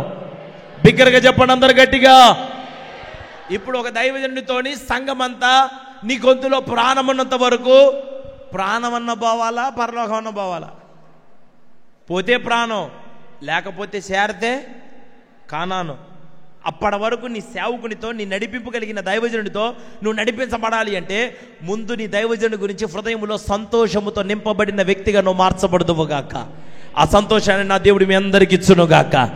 2, నీ దైవజనుని దర్శనముతో ఏకీభవించడం నేర్చుకో. ముడుచుకొని కూర్చో మాకు, నాకు పట్టదనుకో మాకు, నాకు సంబంధం లేదులే అనుకో మాకు, వాళ్ళ తిప్పల వాళ్ళు పడతారులే అనుకో మాకు, నాకు అంత ఎందుకులే అనుకో మాకు, నీ దాన్ని నువ్వు కూర్చో మాకు. నేను ఒక మాట మీ అందరికీ చెప్తా, నువ్వు సహకరించాలా. ఆయన సహకరించిందో లేదో నాకు తెలియదు, ఏమో సహకరించిందో లేదో నాకు తెలియదు. వాళ్ళు చేస్తారులే, వాళ్ళు చేస్తారులే, వాళ్ళు చేస్తారులే, వాళ్ళు చేస్తారులే, వాళ్ళు చేస్తారు, వీళ్ళు చేస్తారు అని చెప్పి అనుకొని ఎవరు చేయకుండా అవుతుండ్రు. చివరికి ఈ సేవ కుంటుపడుతుంది. సేవలోని అవసరాలాగానే మిగిలిపోతున్నాయి. సమస్యగానే మిగిలిపోతుంది. ఈ సేవని మన భుజాల మీద మనందరం మోసుకొని బాధ్యత కలిగిన వ్యక్తులంగా మనందరం మార్చబడి ఈ సేవను ఊరేగించే కృపను నా దేవుడు తప్పక మనందరికి అనుగ్రహించునుగాక. స్తోత్రం అని చెప్పండి బిగ్గరగా. 2, నీ సేవకుని దర్శనముతో నువ్వు ఏకీభవించాలా. 3, ఇది చూడండి, నీ దైవజనుడితో దేవుడు మాట్లాడినప్పుడు, అయ్యగారు నీ దర్శనమే నా దర్శనం అనండి. అందరూ ఆ మాట అనండి. కొంచెం గట్టి చెప్పండి. మీరు అంటారా ఆ మాటని? నీ దర్శనమే నా దర్శనం అనే మాట అంటారా? అయ్యగారు నా దర్శనమే నీ దర్శనం. లేకపోతే మీరు ఎవరు చెప్పనా, నా దర్శనం నాది. ఏది మాట్లాడరు మీరు? నా దర్శనం నాది, నీ దర్శనం నీది. నాది నాదే, నీది నీదే. ఇంకా నువ్వు వెళ్ళి చోటుకు వచ్చేది ఆడా, నువ్వు నివసించే చోట నేను నివసించేది ఆడా, నీ జనమే నా జనం ఆడా. వార్పాలాగా సంఘంలో 2 గుంపుల వాళ్ళు ఉంటారు. ఇటు చూడండి, వస్తారు, ప్రేమ ఉన్నట్టే చేస్తారు, మీద పడతారు, ముద్దు పెట్టుకుంటారు, అవతలకి వెళ్ళిపోతారు. అంతా ప్రేమ ఉన్నట్టే చేస్తారు. కానీ రూతు లాంటి వాళ్ళు ఉంటారు, పొమ్మన్నా పోరు. పోతే ప్రాణం పోవాలా, లేకపోతే ఈ సహవాసంలో ఉన్న నేను నీ రాజ్యములో కనపడేంత వరకు నమ్మకమైన బిడ్డగా నేను మిగిలిపోవాలా. ఈ దర్శనంతో నింపబడాల సంఘం అంతా. ఆ మనసును దేవుడు సంఘ బిడ్డలందరికీ ఇచ్చునుగాక. స్తోత్రం అని చెప్పండి అందరు గట్టిగా. 1 దర్శనముతో, 1 హృదయంలో సంతోషించండి, 2 దర్శనంతో ఏకీభవించండి, 3 మిమ్మల్ని మీరు తగ్గించుకోండి.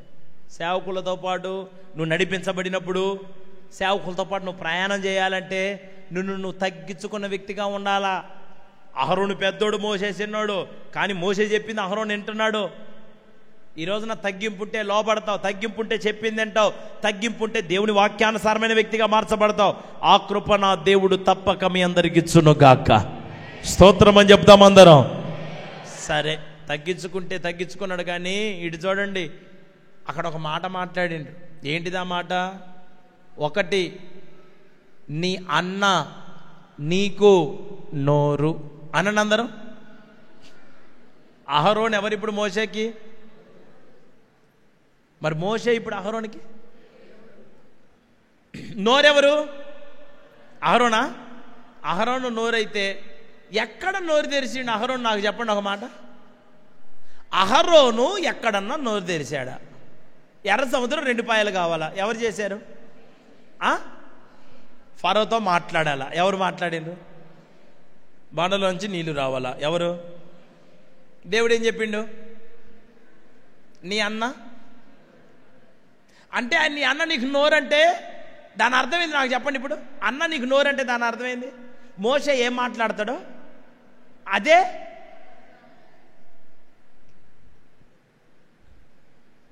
మీరే కనుక అహరోను అయితే మీరేమంటారు చెప్పండి?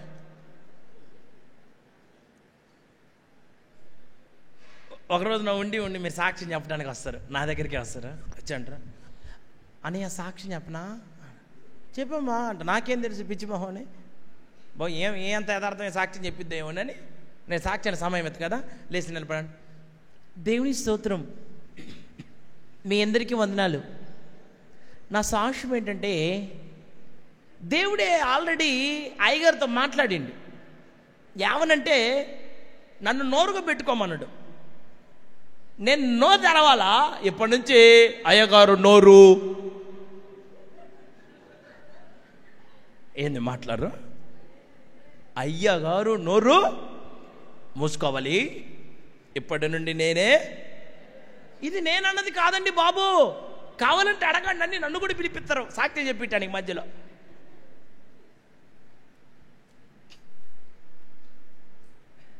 నువ్వే మాట్లాడుతావు, నీకు ఆయన దేవుడుగా ఉంటాడంటే. 40 సంవత్సరాల ఆ సేవలో అహరోను ఓపికతో నడిపించబడ్డాడు అనండి అందరూ. ఓపిక అనండి.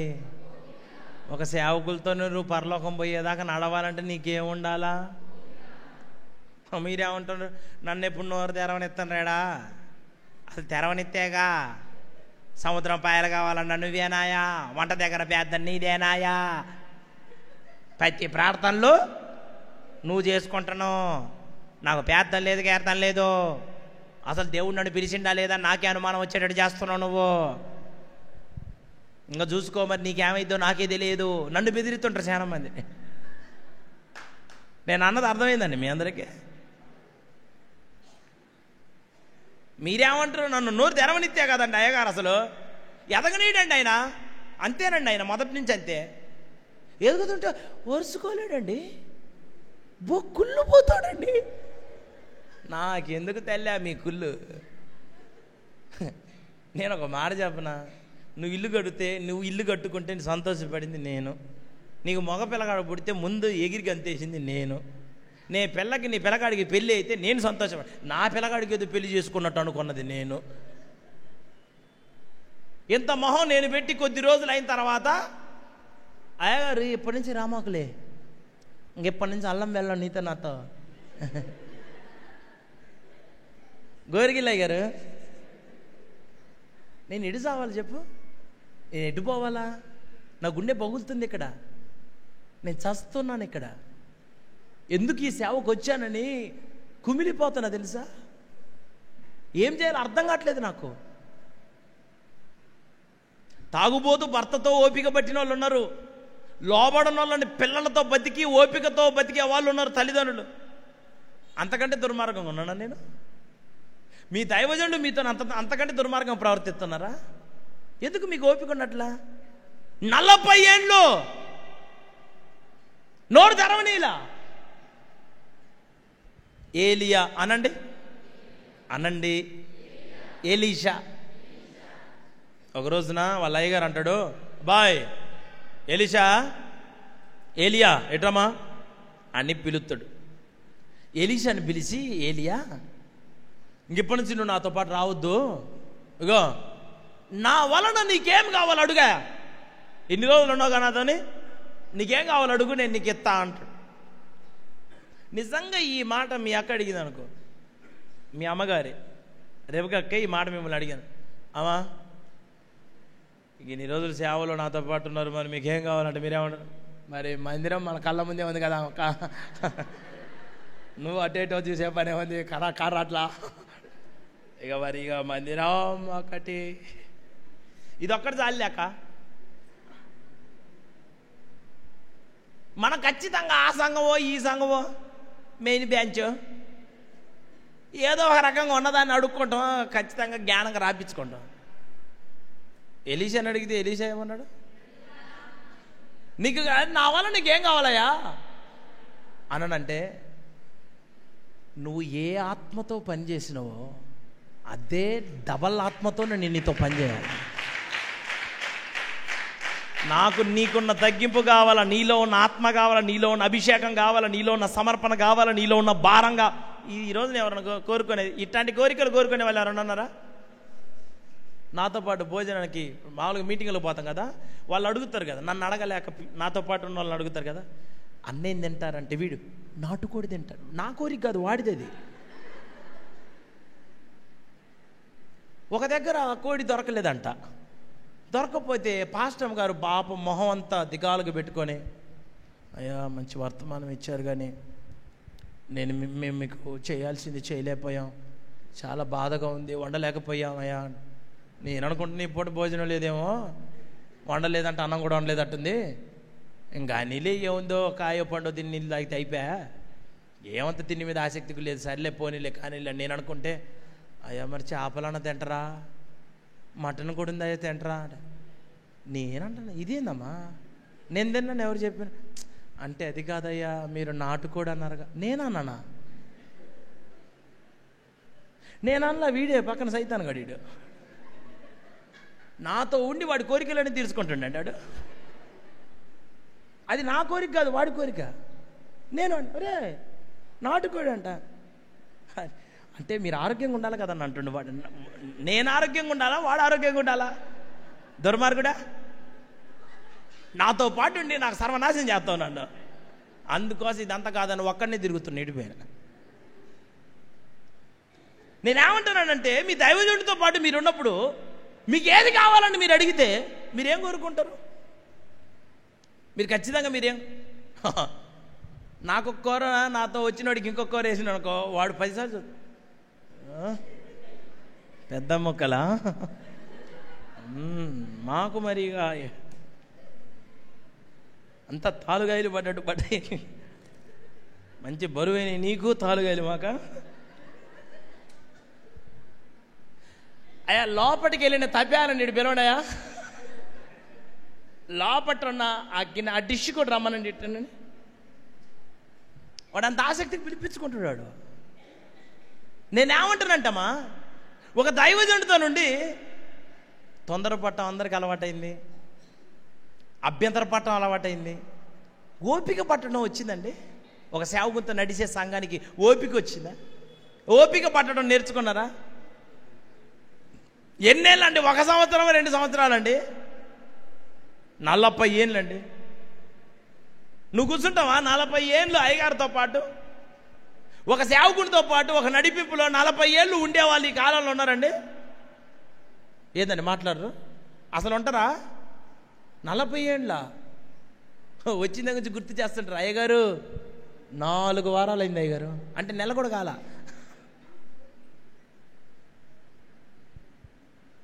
నలభై సంవత్సరాల నుంచి ఉంటే నోరు తెరవని ఇలా. నేను ఒక మంచి మాట చెబుతాను, మీరు అందరు వినాలా.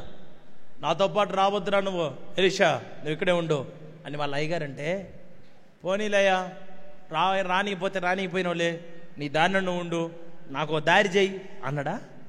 ఏమన్నాడు? యెహోవా జీవముతోడు నేను నిన్ను. అల్లలు చెప్పండి అందరూ. నువ్వు నాతో పాటు రావద్దనని మిమ్మల్ని అంటే మీరేమంటారు? రావద్దా? రావండి. ఏమరా వత్తవారా? రేపు వారాన్ని చత్వారా చర్చకి వాడా? మేమంతా సిగ్గుశారం లేకుండా ఉన్నాం అనుకుంటున్నాం. మేము మనుషులం కామా? ఎంతగానండి ఓపిక పట్టేది? ఎన్ని రోజులండి? మనం ఖచ్చితంగా అంటాం. ఎలీషా నోట ఈ మాటలు రాలా. ఒక మంచి మాట చెబుతా. ఎలీషా ఒక రోజున చచ్చిపోయాడు, ఏలియా ఒక రోజున చచ్చిపోయాడు. వినండి అందరూ, యుద్ధం జరుగుతుంది. యుద్ధం జరుగుతుంటే ఆ యుద్ధంలో ఒక సైనికుడు చచ్చిపోతే ఆ సైనికుడిని అడావుడిగా పాతి పెట్టాలిగా. మరి ఏదో పైపై మట్టి తీసి పైపైన వాడిని అట్ట పెట్టి ఆ మట్టిని అట్ట కప్పేసి అటు కప్పి ఇటు తిరిగేసరికి ఇటు తిరిగి వాడు అటు పోయేసరికి ఇటు తిరగటంతో వీడు కూడా ఇట్ట లేసి ఇటు తిరిగిండు. వాడు రే ఈడేంది నువ్వు చచ్చిపోలేదా? నేను ఎప్పుడు చచ్చిపోయాను అంటుండు వాడు. వాడు చచ్చినోడు ఎట్ట లేచిండు చెప్పాలా? చనిపోయిన ఎలీషా ఎముకలో ఇంకా జీవముతోనే ఉన్నాయి. మీరేమంటారు? అయ్యగారు ఇప్పుడు అవకాశం ఇవ్వకపోతే ఇంకెప్పుడు అయ్యగారు సచ్చినాక పాట పాడిస్తారు అయ్యగారు?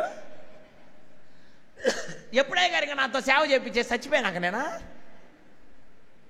నాతో నాకు ఆయన అంటుండే 60 సంవత్సరాలు వచ్చినాయి అయ్యగారు నాకు అంటుండే. 60 ఏళ్ళు వచ్చినాయా? నువ్వు ఓపికతో ఉండటం నేర్చుకో. నువ్వు ఒకవేళ పని చేయలేకపోవచ్చు, నీ ఎముకలతోని దేవుడు తన పని చేయించుకుంటాడు. ఆయన నామల్లో ఎముకలతో కూడా దేవుడు తన సేవ చేపిస్తాడు. ఓపిక కలిగి నడిపించబడు. నువ్వు ఈ రోజున ఒక దైవజనుడితోని పాలు తేనెలు ప్రవహించు దేశానికి సంఘం నడిపించబడాలి అంటే సంఘానికి ఓపిక ఉండాలా. ఓపిక, తొందరపాటు ఉండొద్దు, తొందరపడే మనసు ఉండొద్దు, రకరకాల ఆలోచనలు పుర్రెలో పెట్టుకొని ఇక్కడ కూర్చోకూడదు. ఒక దైవజనుడితోని నడిపించబడుతున్న సంఘం ఓపిక కలిగిన సంఘంగా మార్చబడితే ఆ ఓపిక కలిగిన వారిని నా దేవుడు ఒక దినాన తప్పకుండా ఆశీర్వదించబోతున్నాడు ఆయన నామములో. స్తోత్రం అని చెప్పండి అందరు గట్టిగా, కొంచెం బిగ్గరగా చెబుదా. ఈరోజు నా ప్రియమైన దేవుని పిల్లలారా, పాలు తేనెలు ప్రవహించి దేశానికి నడిపించబడేంత వరకు, దేవుని రాజ్యానికి చేర్చబడేంత వరకు దేవుడు మీకు ఇచ్చిన దైవజనునితో దైవజనురాలతో మీకు ఇచ్చిన నడిపింపుతోని ఓపికతో నడిచే మనసు మీకు వచ్చిందా? ఓపిక ఉందా మీలో? ఎందుకు తొందరపడుతున్నారు? తొందరపడి ఎందుకు మాట్లాడుకుంటున్నారు? తొందరపడి నిర్ణయాలు ఎందుకు తీసుకుంటున్నారు? ఆ తొందరపాటు మాటలు ఇంకొకళ్ళతో మీరెందుకు అంటున్నారు? ఆ మాటలు విన్నవాళ్ళు మళ్ళీ తిరిగి బాగుపడతారా? మనం తొందరపడి ఆ మాట మాట్లాడితే విన్నోడు మళ్ళీ తిరిగి కట్టబట్టం ఎంత కష్టమో నీకు తెలుసా? నువ్వు అనగానే అయిపోయిందా? నువ్వు మాట్లాడగానే సరిపోయిందా? మళ్ళీ వాళ్ళు కట్టబడాలంటే ఏం చేయాలా? అది కనీసం మనకు కొంత జ్ఞానం అన్న దేవుని పిల్లలుగా మనకు ఉండాలి కదండి. దేవుడు ఆ జ్ఞానాన్ని మనందరికి ఇచ్చునుగాక. స్తోత్రం అని చెప్పండి అందరు గట్టిగా. సంఘం దైవజనుడితో ఉన్నప్పుడు ఆ దైవజనుడితో పాలు తేనెలు ప్రవహించి దేశానికి నడిపించబడేంత వరకు మనకేముండాలా? ఓపిక. అనందరూ నోరని చెప్పిన మాట నిజమే, దేవుడు అన్నది నిజమే. నువ్వు నోరుగా ఉండాలని దేవుడు ఏర్పాటు చేసుకుంది నిజమే, నిన్ను సేవకు పిలిచింది నిజమే, నువ్వు ఏర్పాటులో ఉన్న బిడ్డవే, నిన్ను ఎన్నుకున్నది నిజం, అన్నీ ఓకే. అయితే ఎన్నికల్లో ఉన్నావు గనక నీకు అవకాశం రాలేదని నువ్వు తృణీకరింపబడిన వ్యక్తివా? అందరి ముందు కనపడలేదని నువ్వు అయోగ్యమైన వ్యక్తివా? కనపడినోడిని ప్రజలు చూశారు, కనపడిన నిన్ను దేవుడు చూస్తున్నాడు. ఒక రోజున వస్తుంది, ప్రపంచమంతా చూసేటట్టు నా దేవుడు నిన్ను నిలబెట్టబోతున్నాడు. స్తోత్రం చెబుదాం అందరం. మనుషులు నిలబెట్టినోడిని ఆ మనుషులే చూస్తారు, దేవుడిని నిలబెట్టినోడిని ప్రపంచం చూస్తారు. ఎవరికి కనపడాలనుకుంటున్నావు నువ్వు? ఎవరి ద్వారా దీవించబడాలనుకుంటున్నావు నువ్వు? తొందరపడమాకండి, తొందరపడి నిర్ణయాలు తీసుకోమాకండి. సహవాసాల్లో ఎవరో మాటలు విని ఎవరో ఏదో అన్నారని మీరు తొందరపడి మీలో ఉన్న ఓపిక ఇప్పటి వరకు నడిపించబడిన మీరు దేవునికి దూరం అయిపోయిన పనులు చేసుకోమాకండి. మోషే ఉంటేనే కానాను జారుతారు, మోషే లేకపోతే కానాను లేదు. కానాను మీరు నడిపించబడాలి అంటే దైవజనుడు ఉండాలి. అందుకోసమే దేవుడు తన దాసుని ఏర్పాటు చేసుకున్నాడు. అందుకోసం మీ కొరకు ఒక దైవజనురాల్ని దేవుడు ఏర్పాటు చేసుకున్నాడు. ఆ రాజ్యము చేరేంత వరకు, దేవుని కృప మీ జీవితాలలో పొందుకునేంత వరకు ఓపిక కలిగిన బిడ్డలుగా నా దేవుడు మిమ్మల్ని మార్చునుగాక. స్తోత్రం అని చెప్పండి అందరు గట్టిగా, కొంచెం బిగ్గరగా చెబుదాం. ఇప్పుడు హృదయమందు సంతోషం. రెండవది దర్శనముతో ఏకీభవించే. చెక్కలు అందరూ మోసారా ఓడలో? నోవహుతో పాటు అందరూ ఆయన దర్శనానికి ఏకీభవించిన వాళ్ళేనా? ఈరోజున ఇక్కడున్న సేవకి, దర్శనానికి ఏకీభవించే బిడ్డలు మీలో ఉన్నారా? ఆ ఏకీభవించే మనసును దేవుడు మీకు ఇచ్చునుగాక. పట్టి పట్టనట్టుగా కూర్చోమాక అందరూ అంటే అందరు అట్టుంటున్నారా? అందరు అట్టుంటే ఈ పని జరగదు. కొందరున్నారు. ఎంతమంది ఏళ్ల మీద లెక్క పెట్టేవాళ్ళు? మిగతా వాళ్ళ పరిస్థితి ఏంది? ఈ పూట నేను మీ అందరికీ చెప్పగలిగిన మాట, మనం పాలు తేనెలు ప్రవహించు దేశానికి నడిపించబడేంత వరకు. ఇప్పుడు దైవజనుడు ఎప్పటి వరకు అవసరం నాకు చెప్పండి, ఆ మాట చెప్పండి. ఇప్పుడు దైవజనులు మనకు ఎప్పటి వరకు ఉండాలా? దేవుని రాజ్యం అప్పటి వరకు ఉండాలా? అప్పటి వరకు ఉండాలంటే వాళ్ళతో నువ్వు ఎట్ట నడవాలా? ఓపిక అనండి. హృదయంలో ఎవరిని బట్టి నానా? నిన్ను నడిపించే సేవకురాల్ని బట్టేనా? ఆ మనసు దేవుడు నీకు ఇచ్చునుగాక. స్తోత్రం అని చెప్పండి అందరూ. ఇంకొక మాట చెప్తాను చూడండి. అక్కడే నాకు మీరు ఆమోసు పుస్తకం 3వ అధ్యాయం 3వ వచనం ఒక మాట చదవండి. 3:3.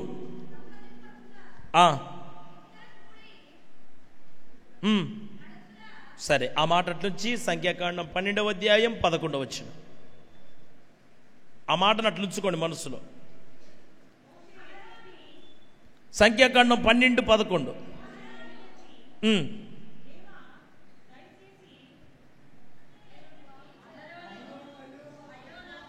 అయ్యో నా ప్రభువా,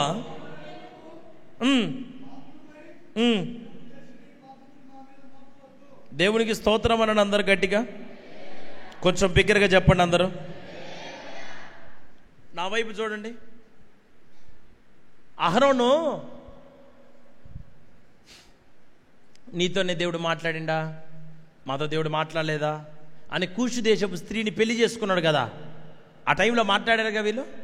సంఖ్యాకాండం 12వ అధ్యాయం 4-5 వచ్చిన తర్వాత చదువుకోండి.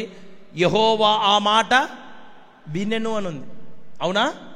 ఇప్పుడు వాళ్ళకి ప్రత్యక్ష గుడారం దగ్గరికి తీసుకొని చబాయ్ రెండర మీతో మాట్లాడాలని వాళ్ళు అక్కడికి రాగానే హిమము కంటే తెల్లటి కుష్టి వచ్చింది. ఎవరికి?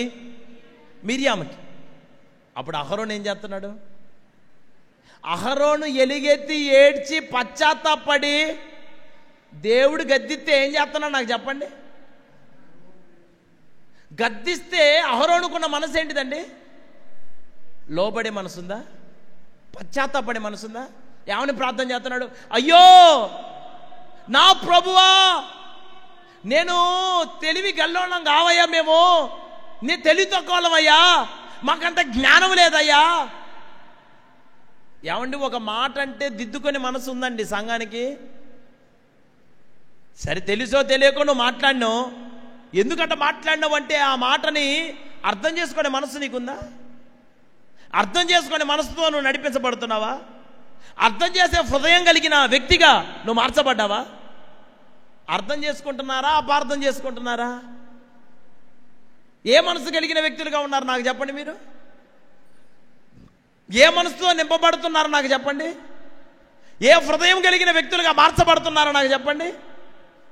ఇంత మాట మాట్లాడితే, అంతమంది ముందు గద్దిస్తే, ఆమెకి తెల్లటి కుష్టి వస్తే,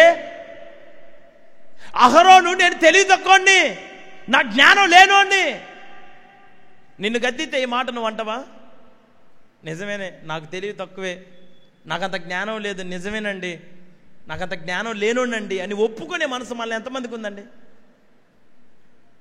ఏమండి, ఈ రోజున ఒక దైవజనుడు ఏదో అవసరం కోసమో, ఏదో సమస్యలు పోవడం కోసమో చాలామంది అట్ట అనుకొని అజ్ఞానంగా ప్రవర్తించి వాళ్ళ జీవితాలలో తమకు నచ్చిన త్రోవలో నడిపించబడుతున్నారు. అది వాళ్ళకి జీవితంలో క్షేమకరమైందని వాళ్ళు అనుకుంటున్నారు. కానీ అది క్షేమకరమైన కార్యం పొర్రపాటున కూడా కానే కాదు. ఏది మంచిది, ఏది అవసరమైంది, ఏది క్షేమకరమైనది, నీ జీవితంలో గద్దింపును కూడా అర్థం చేసుకునే మనస్సును దేవుడు తప్పక నీకు అనుగ్రహించునుగాక. స్తోత్రం అని చెప్పండి అందరు గట్టిగా, కొంచెం బిగ్గరగా చెబుదా. ఫ్యాన్ పని గాలినివ్వాలి, లైట్ పని వెలుగునివ్వాలి. ఒక దైవజనుడి పని గద్దించుము, ఖండించుము. అసలు ఎంత దూరం దాకా వస్తాను అసలు? గద్దించుము అన్న దగ్గరే వచ్చే వారానికి బ్రదర్ రాలేదు, ఇక రాడు, ఇక రాబోడు, అంతేనా? నువ్వు పొందుకున్న మేలులు, నీకు జరిగిన ఆశీర్వాదపు కార్యాలు, నువ్వు అనుభవించిన సమృద్ధి ఒక్క గద్దింపుకే ఎగిరిపోయిందా? ఒక చిన్న సమస్యకే నీకు నాకు మధ్యలో ఉన్న సంబంధం తెగిద్దా? ఒక దైవజనుడితో దేవుడి పెట్టిన సంబంధం కదా ఇది, దేవుడిచ్చిన సహవాసం కదా ఇది, దేవుడు నడిపిస్తున్న నడిపింపు కదా ఇది. మరి మనమేంది ఇట్ట అయిపోతున్నావు? మనం ఎందుకు ఇట్లా నడవలేకపోతున్నావు? ఎందుకని ఏకీభవించలేకపోతున్నావు? ఎందుకని హృదయంలో సంతోషం కలిగి ఉండలేకపోతున్నావు? ఈ ప్రయాణం ఎందుకు కొనసాగించలేకపోతున్నావు? నువ్వేదో అనుకున్నావు, జరగలే, నేను కాదన్ను, అయితే ఉన్న సావాసాన్ని తెంపుకొని వెళ్ళిపోతావా?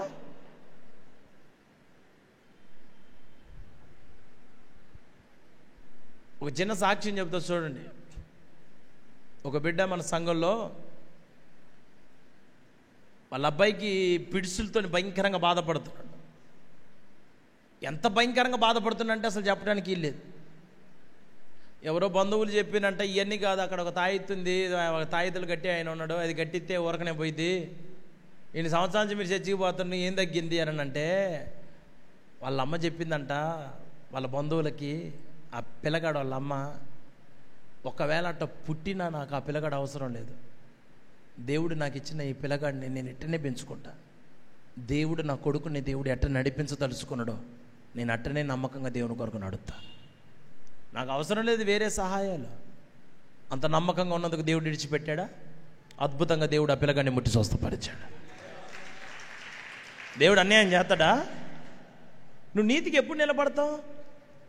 కడదాకా ఎప్పుడు వస్తామండి? మధ్యలోనే అడుగులు తనబడుతున్నాయా? నీలో సనుగుడు వచ్చిందాయా? నీలో నాకు మొత్తం తెలుసు అన్న భావన కలిగిందాయా? ఉద్యోగం వచ్చేసరికి, తిండి వచ్చేసరికి, పరిస్థితులన్నీ మారేసరికి నీ వ్యవహారం అంత మారిపోయిందాయా? ఒక తండ్రికి 2 కొడుకులు, దాంట్లో చిన్నోడు ఆస్తి అంతటి సమకూర్చుకున్నాడు, దూరదేశానికి పోయింది. సమకూర్చుకోనంతవరకు ఎక్కడున్నాడు? ఎవరి దగ్గర ఉన్నాడు? ఎవరి ఇంట్లో ఉన్నాడు? సమకూర్చుకున్నాక తండ్రి దగ్గర ఉండాలన్న మనసుందా? ఎందుకు? వాడు ఎదగనంత వరకు బాగున్నాడా, ఎదిగిన తర్వాత బాగున్నాడా? నాకు మాట చెప్పండి. ఏందండి? అమ్ముందా వాడికి, ఆ పిల్లగాడికి? ఒక తండ్రికి 2 కుమారులు ఉండిరి అని ఉంటుంది బైబిల్. వాళ్ళమ్మ ఇప్పుడు చచ్చిపోయింది, ఆమె లేదు అసలు. ఆమె పాత్ర గురించి బైబిల్లోనే రాయలా. నా ప్రియమైన దేవుని పిల్లారా, తల్లి లేకపోతే అన్నీ తానయ్యి, తల్లి లేని లోటును కూడా తెలియనీయకుండా పెంచిండుగా తండ్రి. నానా అమ్ముంటే మాకు గది పట్టేది కాదని ఏనాడైనా వాళ్ళతో అనిపించుకున్నాడు ఆ తండ్రి. అన్ని సర్వం తానే పెంచాడుగా. ఇంత కష్టపడ్డ తండ్రి నిన్ను పెంచేంతవరకు నిన్ను అసహించుకోకుండా, నీకు శివుడు ముఖ్యమ్మడికి ఆడుతుంటే ఆ ముఖ్యమ్మడి శివుడిని శుభ్రంగా దుడిచి, నీకు ఏది చెడో ఏది మంచో ఒకప్పుడు తెలియలేదు మందిరానికి రాకముందు, అది చెడుని నీకు తెలిపి నిన్ను దైవికంగా పెంచి పెద్ద చేస్తే ఎదగనంత వరకు బాగుంటున్నారు సంఘంలో. ఎదిగినాక ఏం చేస్తారు నాకు చెప్పండి మీరు. ఎదగనోడు బాగానే వాడితో అసలు సమస్య లేదు, ఎదగనోడితో తెప్పలే లేదు. ఎదిగినోడితోనే తెప్పలు. ఇప్పుడు వాడికి పాట వచ్చు, వాడికి ఇవ్వకపోతే వాడు చేతపడి ప్రాక్టీస్ చేసే వాళ్ళకి చూస్తుంటున్నాను. నేను వాక్యం చెబుతున్నాను అనుకో, ఎప్పుడు ఇస్తావు పాట? అరే నేను చెప్పేది నీ చెప్పేది వినాలంటే ముందు నేను పాడాల. వాడు బాణనంత వరకు నేను చెప్పింది వాడికి అసలు భారం కూడా బాధ ఎక్కదండి. ఏమైపోతున్నారండి ఈ రోజున విశ్వాసులు? భారం కలిగిన ఒక తండ్రిగా మాట్లాడుతున్నాను, ఆత్మలను కన్న తండ్రిగా, సంఘాలను నడిపిస్తున్న దైవజనునిగా, సహవాసంలో ఉన్న విశ్వాసం గురించిన భారము కలిగినటువంటి దైవికమైన వ్యక్తిగా ఈ పూట నేను మీ అందరికీ చెప్పగలిగిన మాట, ఎదగనంత వరకు అది ఆర్థికంగా కానీ ఆత్మీయంగా కానీ శారీరకంగా కానీ ఎదగనంత వరకు బాగున్న వాళ్ళు ఎదిగినాక ఏమైపోతున్నారు? ఎదిగినాక వాళ్ళ పరిస్థితులు ఏమైపోతున్నాయి? వాళ్ళ ఇంట్లోనే ఉంటున్నారా? గుడారంలోనే ఉంటున్నారా? నడిపింపులోనే ఉంటున్నారా? మొత్తం కూర్చుకొని వెళ్ళిపోయాడు. దూర దేశం పోయింది. దూర ప్రాంతం కాదు, దూర రాష్ట్రం కాదంట. ఎక్కడికి? దేశమే దూరం. దేశం అంటేనే దూరం. వీడు ఎక్కడికి పోయిండు?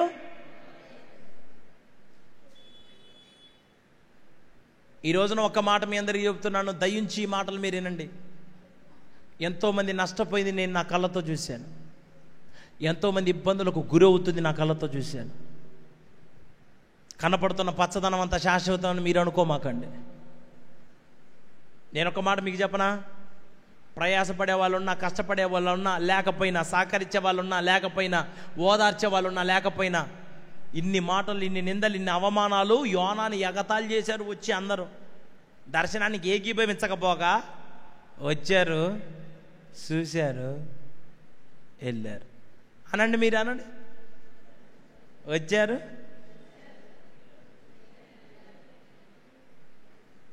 ఇప్పుడు మీరేం చేస్తారు చెప్పండి? వస్తారు,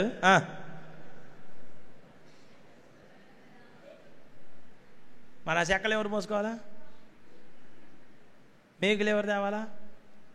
మేకులు ఎవరు కొట్టాలా? ఇది మగవాళ్ళ పని, ఇది ఆడవాళ్ళ పని అని తారతమ్యం లేకుండా పని చేస్తుంటారు లోపల గుడారంలో. ఇది వాళ్ళ పని వీళ్ళ పని అన్న తేడా లేదు. నాతో పాటు ప్రశాంత్ అన్న పిల్లగాడు, వాడిని చిన్నప్పుడే సేవకి ఇచ్చిండు. వాడు రోజు అంట్లు కూడా తోముతాడు. అన్ని పనులు చేస్తాం. నేను బొచ్చడి పనులు చేశా, అవి చెబితే అని కూడా అంటారు. అంత అద్భుతమైన పనులు చేశా. నేను చిన్నప్పటి నుంచి సుకుమారంగానే పెరిగినోడిని. నేను చాలా సంతోషంగా ఉన్నాను. నేను పరిచర్యకు పోతే, నేను పరిచర్యలో ఉన్నప్పుడు జ్వరం, భయంకరమైన జ్వరం వచ్చి పండుకున్నా. భయంకరమైన జ్వరం, నిద్ర లేదు, అస్సలు లేదు నాకు. అందుకోసం ఇప్పుడు అదే అలవాటైంది. ఇంత నిద్ర లేకపోయినా కళ్ళు చూసి నేను మండుతున్నట్టున్నాయి. ఇట్టున్నా ఎన్ని రోజులైనా దేవుడు పని చేస్తూనే ఉంటాడు. అట్లా కష్టపడ్డానికి దేవుడు కృపించాడు. సరే, దేవునికి మహిమ. ఆ రోజు మరి బాగా అలిసిపోయి ఉన్నా. నేను మద్రాస్ టీపీఓలో నేను సేవ చేసింది. ఇరుంబులూరులో క్యాంపస్లో బాగా అలిసిపోయానని చెప్పి పడుకుంటే నేను పక్కన పడుకున్న కొంచెం దూరంలో ఒక బ్రదర్, ఆ కుర్రోడు షిలాంగ్ నుంచి వచ్చిండు సేవకి, మేఘాలయ షిలాంగ్. ఆ పిల్లగాడికి జ్వరం వచ్చింది. ఆ పిల్లగాడు వామిటింగ్ చేశాడు. అందరికి తలా ఒక బకెట్లు ఇస్తారు, హాస్టల్ పిల్లలకి ఇచ్చిన బకెట్లలో. ఆ పిల్లగాడు ఆ బకెట్లో వామిటింగ్ చేసుకుంటే నాకు నిద్ర లేక, వేడి చేసి, కొత్తగా ఉండి, వాతావరణం పడక, చెన్నై మెడ్రాస్ కదా, ఇవన్నీ నాకు వ్యతిరేకమై ఏం చేయాలో తెలియక అంత కఠినంగా ఉంటే, సరేలే కొద్దిసేపు అట్ట పండుకొని పోవచ్చు. అది డ్యూటీ టైం, ఉదయం 9 గంటల నుంచి పరిచయం చేయాలి. ఏదో ఒక డ్యూటీలు ఇస్తారు. ఆ టైంకి వాళ్ళ దగ్గరికి పోవాలా. నేను మా అయ్యగారి దగ్గర అసిస్టెంట్గానే ఉంటున్నా. ఒక 5 నిమిషాలు అట్ట ఒరిగిపోదామని చెప్పి ఒరిగితే 5 నిమిషాలు కూడా కాలేదు, 2 నిమిషాలకే వచ్చిండు మా అయ్యగారు నన్ను తప్పిపోయిన కుమారుని ఎత్తుక్కుంటూ వచ్చినట్టు. వాడు ఏ బకెట్లో అయితే గక్కిండు ఆ బకెట్లో గక్కిన వాంతి అంతా తీసి నా మొహం మీద పోసిండు. ఇప్పటికి నేను మర్చిపోలేదు. నేను అనుకున్నా బీటెక్ చేసిన, చదువుకున్నా, చదువు సందే లేకుండా నేనేం లేను. ఇంత అవసరమా మనకు అసలు? నా మీద వాడి వాంతి, కడుపులో ఉన్న వాంతి తీసి మొహం మీద పోతే ఎట్టుంటుంది మీరు చెప్పండి? గబ్బు వాసన. అసలు నాకు ఇట్లా మొహం అంతా ఇట్లా దురుసుకొని ఇట్లా చూస్తే అసలు ఆయనే పోయినట్టే పోతూనే ఉన్నాడు. అసలు మాట కూడా లేదు. ఎందుకు నన్ను పండుకుందని నన్ను అడగాలగా, అడిగింది కూడా లేదు. మళ్ళా నా మొహం నేను కడుక్కొని మళ్ళీ నన్ను నేనే బలపరుచుకొని, అమ్మ వచ్చి మనకి చెడు తలంపులు రాకూడదు, దేవుని సేవ ఘనమైంది, ఎన్నో నిందలు అనుభవిస్తే దేవుడు మన నేను నలిగిపోయింది ఎవడికి తెలియదు, నేను కష్టపడింది ఎవడికి తెలియదు, నేను ప్రయాసపడింది ఎవడికి తెలియదు, నేను తిప్పలు పడింది ఎవరికి తెలియదు, నేను సేవలు ఎంత నలగొట్టబడినో ఎవరికి తెలియదు, శారీరకంగా ఎంత నలిగిపోయిందో ఎవరికి తెలియదు. ఈరోజు నేను వాడబడేది జనాలకు తెలుసు. అందరూ ఏమంటారు, పెద్ద పెద్ద పాస్టర్లు ఏమంటారు చెప్పనా? అయ్యగారు మీకు దేవుడు ఎంత బంపర్ ఆఫర్ ఇచ్చిండు అయ్యగారు, లాటరీ టికెట్ తగిలింది అనుకుంటారా? ఇది నాకు లాటరీ తగిలి తిట్టయింది అనుకుంటారా? ఏందయ్యగారు ఒక్క పూట కూడా ఖాళీ లేదు. అసలు మాకెట్టాయి వారానికి ఒక్క మీటింగ్ ఉండేటట్టు మా కోసం ప్రార్థన చేయగారు. నాకు ఈ కృప దొరకటానికి కారణం నలగొట్టబడ్డా. కాళ్ళు వదుతుంటే కాళ్ళ మీద నిద్రొచ్చి కాళ్ళ మీద అట్నే పడుకుంటే ఎడంకాలతో దంతే దిమ్మ తిరిగిది తలకాయకి. నాకు ఎప్పుడు గుర్తొచ్చేది బీటెక్ చదివిరాగా పని చేసుకుంటే ఏదో ఒక పని ఇరా నాకు పార్ట్ టైం గానా. ఈ సేవ మనకు అవసరమా?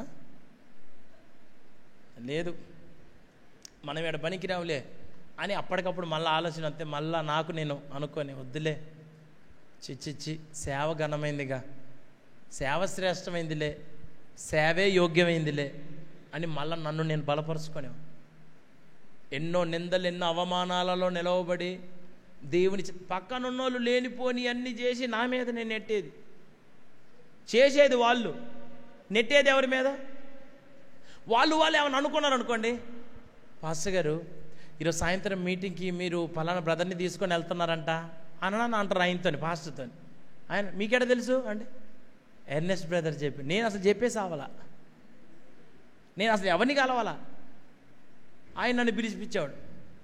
తమ్మి ఇంక అమ్మ అంటే పాసే ఎన్న పాసే ఎన్న తమ్మి ఎన్న చొల్లొచ్చి అంటే ఒన్మేలు పాసే పొయ్యి సొల్లాదే, పొయ్యి లేదు నిప్పులు లేవురా నాయన. నేనేం మాట్లాడాను బాబు, నేను అబద్ధం చెప్పలేదయ్యా గారు, నేను అసలు ఏం మాట్లాడలేదయ్యా అంటే అరే మాట్లాడా లేదా అంటే చెప్పిండు అయ్య గారు, వాడే మాట్లాడాడు. ఇక అంతమంది కలిసి నన్ను ఒక్కడిని వాడిని సెలవుకి వేయండి యేసుప్రభు మాత్రం ఏం చేసిండు? అందరూ కలిసి నా మీద ఇట్ట ఏళ్ళు చూపిస్తే నేనేమనాలి? చెప్పానయ్యా. చెప్పావా? చెప్పా. నువ్వెందుకు ఇటు చెప్పినావని చెప్పి 21 రోజు ఉపవాసం వచ్చిన్నాను. ఉత్తి పుణ్యానికి ఉపవాసాలే, తిట్టేది లేదు, కొట్టేది లేదు, ఏమనేది లేదు. నువ్వు ప్రార్థనలో లేవంట. వాడు రాలా ప్రార్థనకి, వాడు రాక నా మీదకి నెట్టి నేను కూడా రాలేదు అనుకొని ప్రార్థనకి రాలేదు పాస్టర్ వాడు అని. నువ్వు వచ్చావా అంటే వాడు వచ్చాడు కానీ వీడియో రాలేదని అందరు నాకెళ్ళి వెళ్ళి చూపాడు. అన్నిటిలో నిలవబడితే అక్కడ ఉన్న నాతో సైన్లు పెట్టించుకున్నారు ఆస్ట్రేలియా పంపించడానికి నన్నే. తెలుగోడు అంటే పట్టించుకోరు అసలు. సిలోన్ పెంతుకొస్తలో తెలుగోళ్ళు అంటే అసలు పట్టించుకోరు, లెక్క చేయరు అసలు. నన్ను ఆస్ట్రేలియా మెల్బోర్న్ పంపిద్దామని చూశారు. నా ట్రైనింగ్ పాస్టర్ నన్ను పిలిచాడు, తమ్మి కర్తర్ ఉంగల్ కూడా ఇరుకురారు అన్న. నాతో ఉన్నాడా? యేసుప్రభు నీతో ఉన్నాడు అంటుండే అన్న. నాతో పాటు యేసుప్రభు కాదరా నాయన, ఇన్ని దయ్యాలు ఉన్నాయి నాతోని. యేసుప్రభు ఏడన్నా నాకు అర్థం కావట్లేదు. ఏమనయ్యా అనంటే ఆయన చెప్పిండు, నిన్ను పాస్టర్ గారు వేరే దేశం పంపించాలని చూస్తున్నాడు, నేను నీతో సైన్ పెట్టించుకున్నాడు తెలుసా.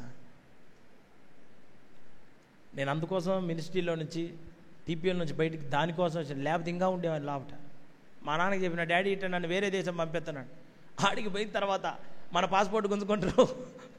నీ మాతృభూమి ఏంటిది నాన్న అంటే, నా మాతృభూమి ఆస్ట్రేలియా, నా మాతృభూమి ఆస్ట్రేలియాలో ఉన్న వాళ్ళందరూ నా సోదరులు అని నేను అడిగిపోయి ప్రతిజ్ఞ చేయాలా. ముందే సంతకాలన్నీ పెట్టించుకుంటారు. నేను ఒకవేళ చచ్చిపోయి నా సావుకు నేనే కారణమని సంతకం పెట్టించి నాకే సేవకి తీసుకుంటారు వాళ్ళు. అన్నీ దాంట్లో సర్టిఫికెట్లు అన్నీ చచ్చిపోయినా సంబంధం లే. రేపు నా తల్లిదండ్రులు నా మీద ఒకవేళ మినిస్ట్రీ మీద ఏమైనా కేసులు పెట్టినా, మా అయ్యగారు వాళ్ళ మీద ఏమైనా కేసులు పెట్టినా దానంతటికి నేనే బాధ్యుడిని. మొత్తం అన్నిటికీ సంతకాలు ఉంటాయి. వాళ్ళు చాలా మంది గొడవలకు వస్తారు. తల్లిదండ్రులు వచ్చినప్పుడు ఆ ఫామ్ తీసుకొని చీఫ్ పాస్టర్, అసిస్టెంట్ పాస్టర్ పంపించి పోలీస్ స్టేషన్లో ఆ ఫామ్ సబ్మిట్ చేస్తారు. మీరందరూ వెళ్ళిపోయినా అని చెప్పి అందరికి ప్రార్థన చేసి పంపిస్తారు. నేను మీ అందరికీ చెప్పగలిగిన మాట ఓపిక. అనండి. నేను సెలవులు వచ్చినప్పుడు డేవిడ్ రాజయ్య గారి దగ్గర చిలకడ కూడా 7వ తరగతి 8వ తరగతి చిన్న పిల్లగాడు ఉన్నప్పుడు, ఇంకప్పటికీ జబరాజు పాస్టర్, జాయి పాస్టర్ వాళ్ళు అసలు పాస్టర్లు కాల. నేను పిల్లగాడినప్పుడు అప్పుడు నేను పరిచయం చేయడానికి నేను ఆడికిపోయేవాడిని.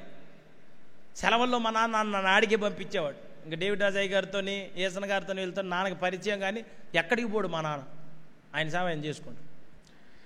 సరిగా ఆ పరిచయం మీద నన్ను ఆడికి పంపిస్తే ఇక చూసుకోండి, ఆడిగిపోతే ఏడేమో శుభ్రంగా కమ్మటి తిండి తిన్నాయా. నేను ఆడు శనివారం ఉపవాసం.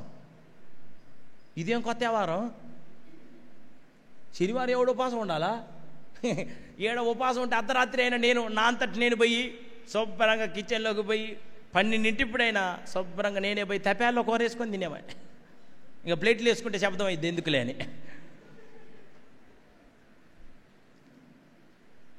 ఇట్టున్న మనిషిని నేను. ఈరోజు నా ఉపవాసం 40 రోజులు ఎన్నోసార్లు ఉన్న ఉపవాసం, 21 రోజు ఎన్నోసార్లు ఉన్న ఉపవాసం, ఎన్నోసార్లు పలుమార్లు. వెస్లన్న మొన్న నాతో కలిసినప్పుడు అంటుండు, నీ 100 ప్రసంగాలు విన్నాను ఆయన, ఏంది నాయన నీ వాక్యాలు ఆ రకంగా చెబుతున్నావు అంటున్నా. వాసన వెస్లన్. పెద్ద పెద్దోళ్ళ కళ్ళు మన మీదకి ఎందుకు వస్తున్నాయి? ఎందుకు ప్రపంచం మన చూడటం మొదలుపెట్టింది? ఎవరెవరో ప్రతి ఒక్కళ్ళు మన చూడటానికి కారణం ఏంది? మనం గొప్పలం కాదు, ఓపిక పట్టినాం, కష్టపడ్డాం, దేవునిలో నిలబడ్డాం, దేవుడు మన హెచ్చించడం ప్రారంభించాడు.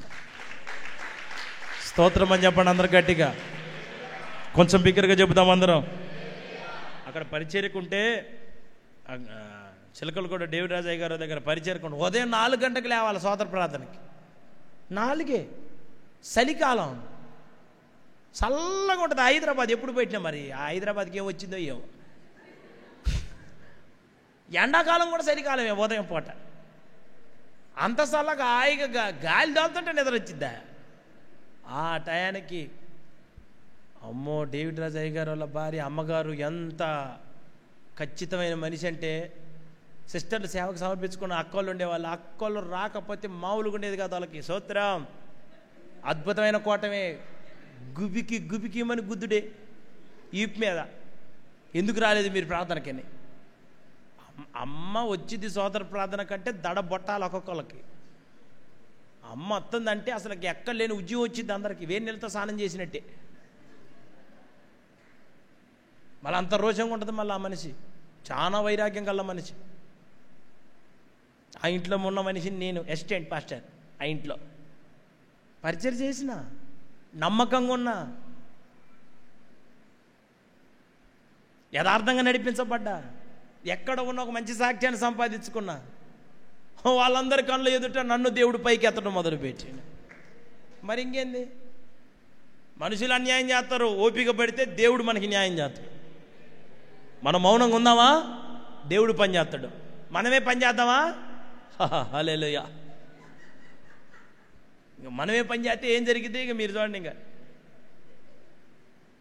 మనముగాక దేవుని పని చేసే కొరకు, దేవుని సమయం కొరకు వేచి ఉండే కృపను దేవుడు మనందరికి ఇచ్చునుగాక. అందుకోసం నేను ఇప్పటికీ కూడా నా పిల్లలకి కనీసం జుట్టు కూడా పెరకని. వాళ్ళు స్కూల్లో అడుగుతుండంట, ఏంటి మీ పిల్లలకి స్కూల్లో జుట్టు పెరగదా అంటుందంట వాళ్ళ టీచర్. మనం బెరగనిస్తే పెరిగిద్ది జుట్టు, అది మనం బెరగనియ్యంగా. అది గుండు కాదు, కటింగ్ కాదు. ఎప్పుడైనా చూడండి, ఆకు వాడక తన కాలమందు. ఇంక అది అట్నే ఉంటుంది. ఏంది ముసలోళ్ళమా ఏంది మేము? మాకు లోకం తెలియదా? నాకు వయసు లేదా? ముసలోళ్ళలాగా ఏందని ఈ త్యాగం ఏంది? ఈ ప్రయాస ఏంది? ఒక సేవకుని కష్టం ఏంది? నా సంఘం మంచి సంఘం, ఆత్మ సంబంధమైన సంఘం, మంచి సాక్ష్యం నేను చెప్పగలను. వాళ్ళు తినే ప్రతి ముద్దలో మొదటి ముద్ద నా కోసం తీసి పెడతారు. నేను ఎక్కడ నిలబడ్డా నా కోసం ప్రార్థన చేస్తారు. నన్ను బట్టి సంతోషించే సంఘాన్ని దేవుడు నాకు అనుగ్రహించాడు. ఈ రోజున ఒక మాట మీ అందరికీ చెబుతా, పాలు తేనెలు ప్రవహించి దేశం వరకు నడిపించబడాలి అంటే మీలో ఓపిక ఉండాలా లేదా? ఏమంటే నేను ఒక మాట చెబుతా చూడు. మాకు సత్యనేశన్ పాస్టర్ అని ఒక పాస్టర్ అండి, ఆయన నాకు ట్రైనింగ్ పాస్టర్. ఆయన ఏం చేస్తాడంటే ఇసుక చూపిస్తాడు, కంకర చూపిస్తాడు, సిమెంట్ చూపిస్తాడు. చూపించి మొత్తాన్ని మాలు కలపమంటాడు. కలుపుతాం కదా, కలిపిన తర్వాత తీసుకొని పోయి రాడ్ బెండింగ్ వాళ్ళతోని వాటిని ముందే చేపించి ఉంచుతారు. వీటన్నిటిని తీసుకొని పోయి దాంట్లో పోయాలి. అచ్చులో పోతాం, సెంట్రింగ్ కూడా చెక్క పెడితే దాంట్లో రాడ్డు పెడితే మేము పోయి అది అయిపోయిన తర్వాత ఆ చెక్కలు ఓడదీసే వాళ్ళని ఓడదీపించి దానికి క్యూరింగ్ నన్నే చేయమంటే, ఇది చూడండి, మాలు కలపమంటే మనం ఎప్పటికైనా మనం ఉన్నా లేకపోయినా మన కట్టడ నిలబడాలా, మనం కట్టింది పేరు ఉంటుందని చెప్పి నేను 5 బొచ్చుల సిమెంట్ పోయమంటే నేను 10 బొచ్చుల సిమెంట్ పోసేది, బలంగా ఉండాలని. రాత్రి పగలు క్యూరింగ్ చేపెట్టి నా డ్యూటీకి అదే. అయిపోయిన తర్వాత 2 నెలలకి మా పాస్టర్ గారు పిలిచిన్నాను. పిలిచి, తంబి ముడిచాచా అన్నాడు. అయిపోయిందా అన్నాడు. అయిపోయిందా అన్నాడు. అయిపోయిన తర్వాత పెద్ద మలాట్ ఇచ్చిండు నాకు. ఇచ్చి ఇంకా దాన్ని పగలగొట్టాడు. ఓకే, ఏమనుకున్నానో ఏం జరిగింది? దేవుని సొమ్మును మీరు వేస్ట్ చేస్తున్నారు. ఇవన్నీ వాళ్ళతో మాట్లాడటం మనకి లేదు అవకాశం.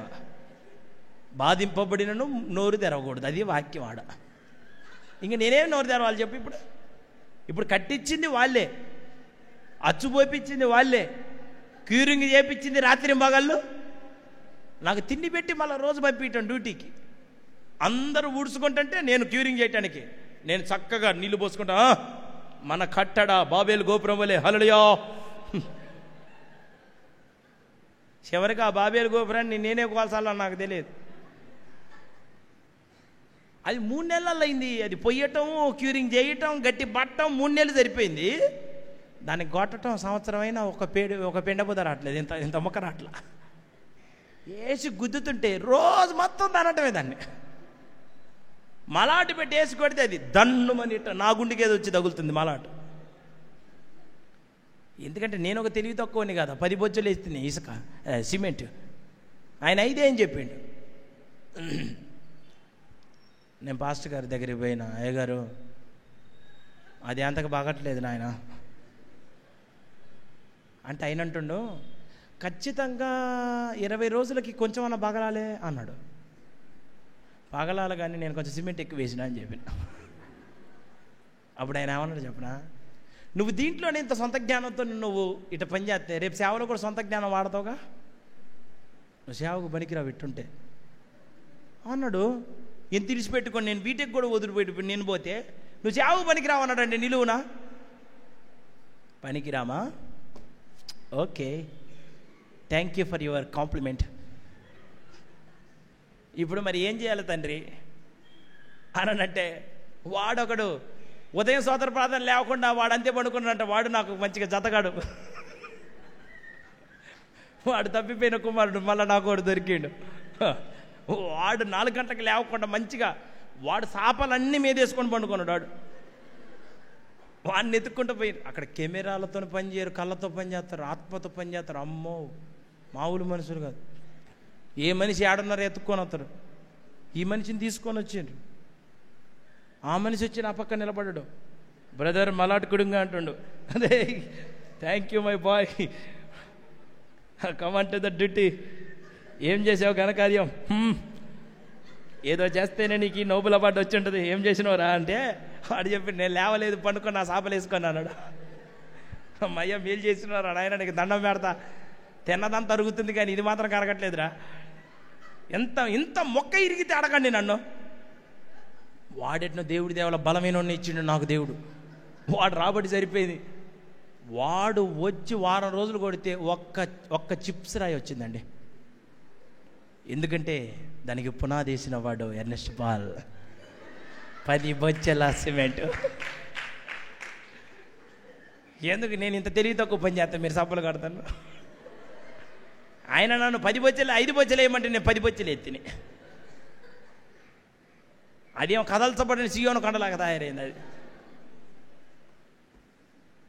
ఎందుకు కట్టమంటారో తెలియదు, ఎందుకు కూల్చేయమంటారో తెలియదు.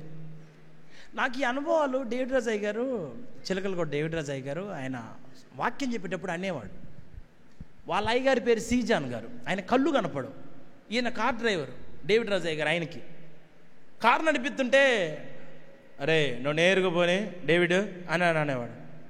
అంటే నేరుగా పోనిస్తుంటే, అయ్యగారు ఎదురుగా తాడి చెట్లు వచ్చినాయి అయ్యగారు, ఏందిరా లోబడవు పోనీ అని అంటే దాని దాకా గిర్రను పోనిస్తే ఆడదాకా పోనిస్తే అదిరిపోయి ఈయన ఆ ఎదురు రాగానే, అయ్యగారు మరి ఎదురొచ్చిన అయ్యగారు, ఎదురొచ్చినప్పుడు వాటిని తప్పించుకొని పక్కకి వెళ్ళాలని నాకు జ్ఞానం కూడా నీకు లేదా అని మళ్ళీ తిడతాడంట.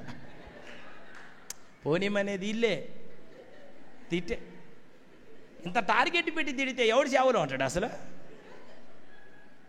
నువ్వు చేసిన అజ్ఞానానికి తిడితేనే మరి చచ్చిపోయేదాకా ఇక్కడే ఉందాం అనుకున్నాను, కానీ ఏ మాటలు నేను పల్లెపోతాను.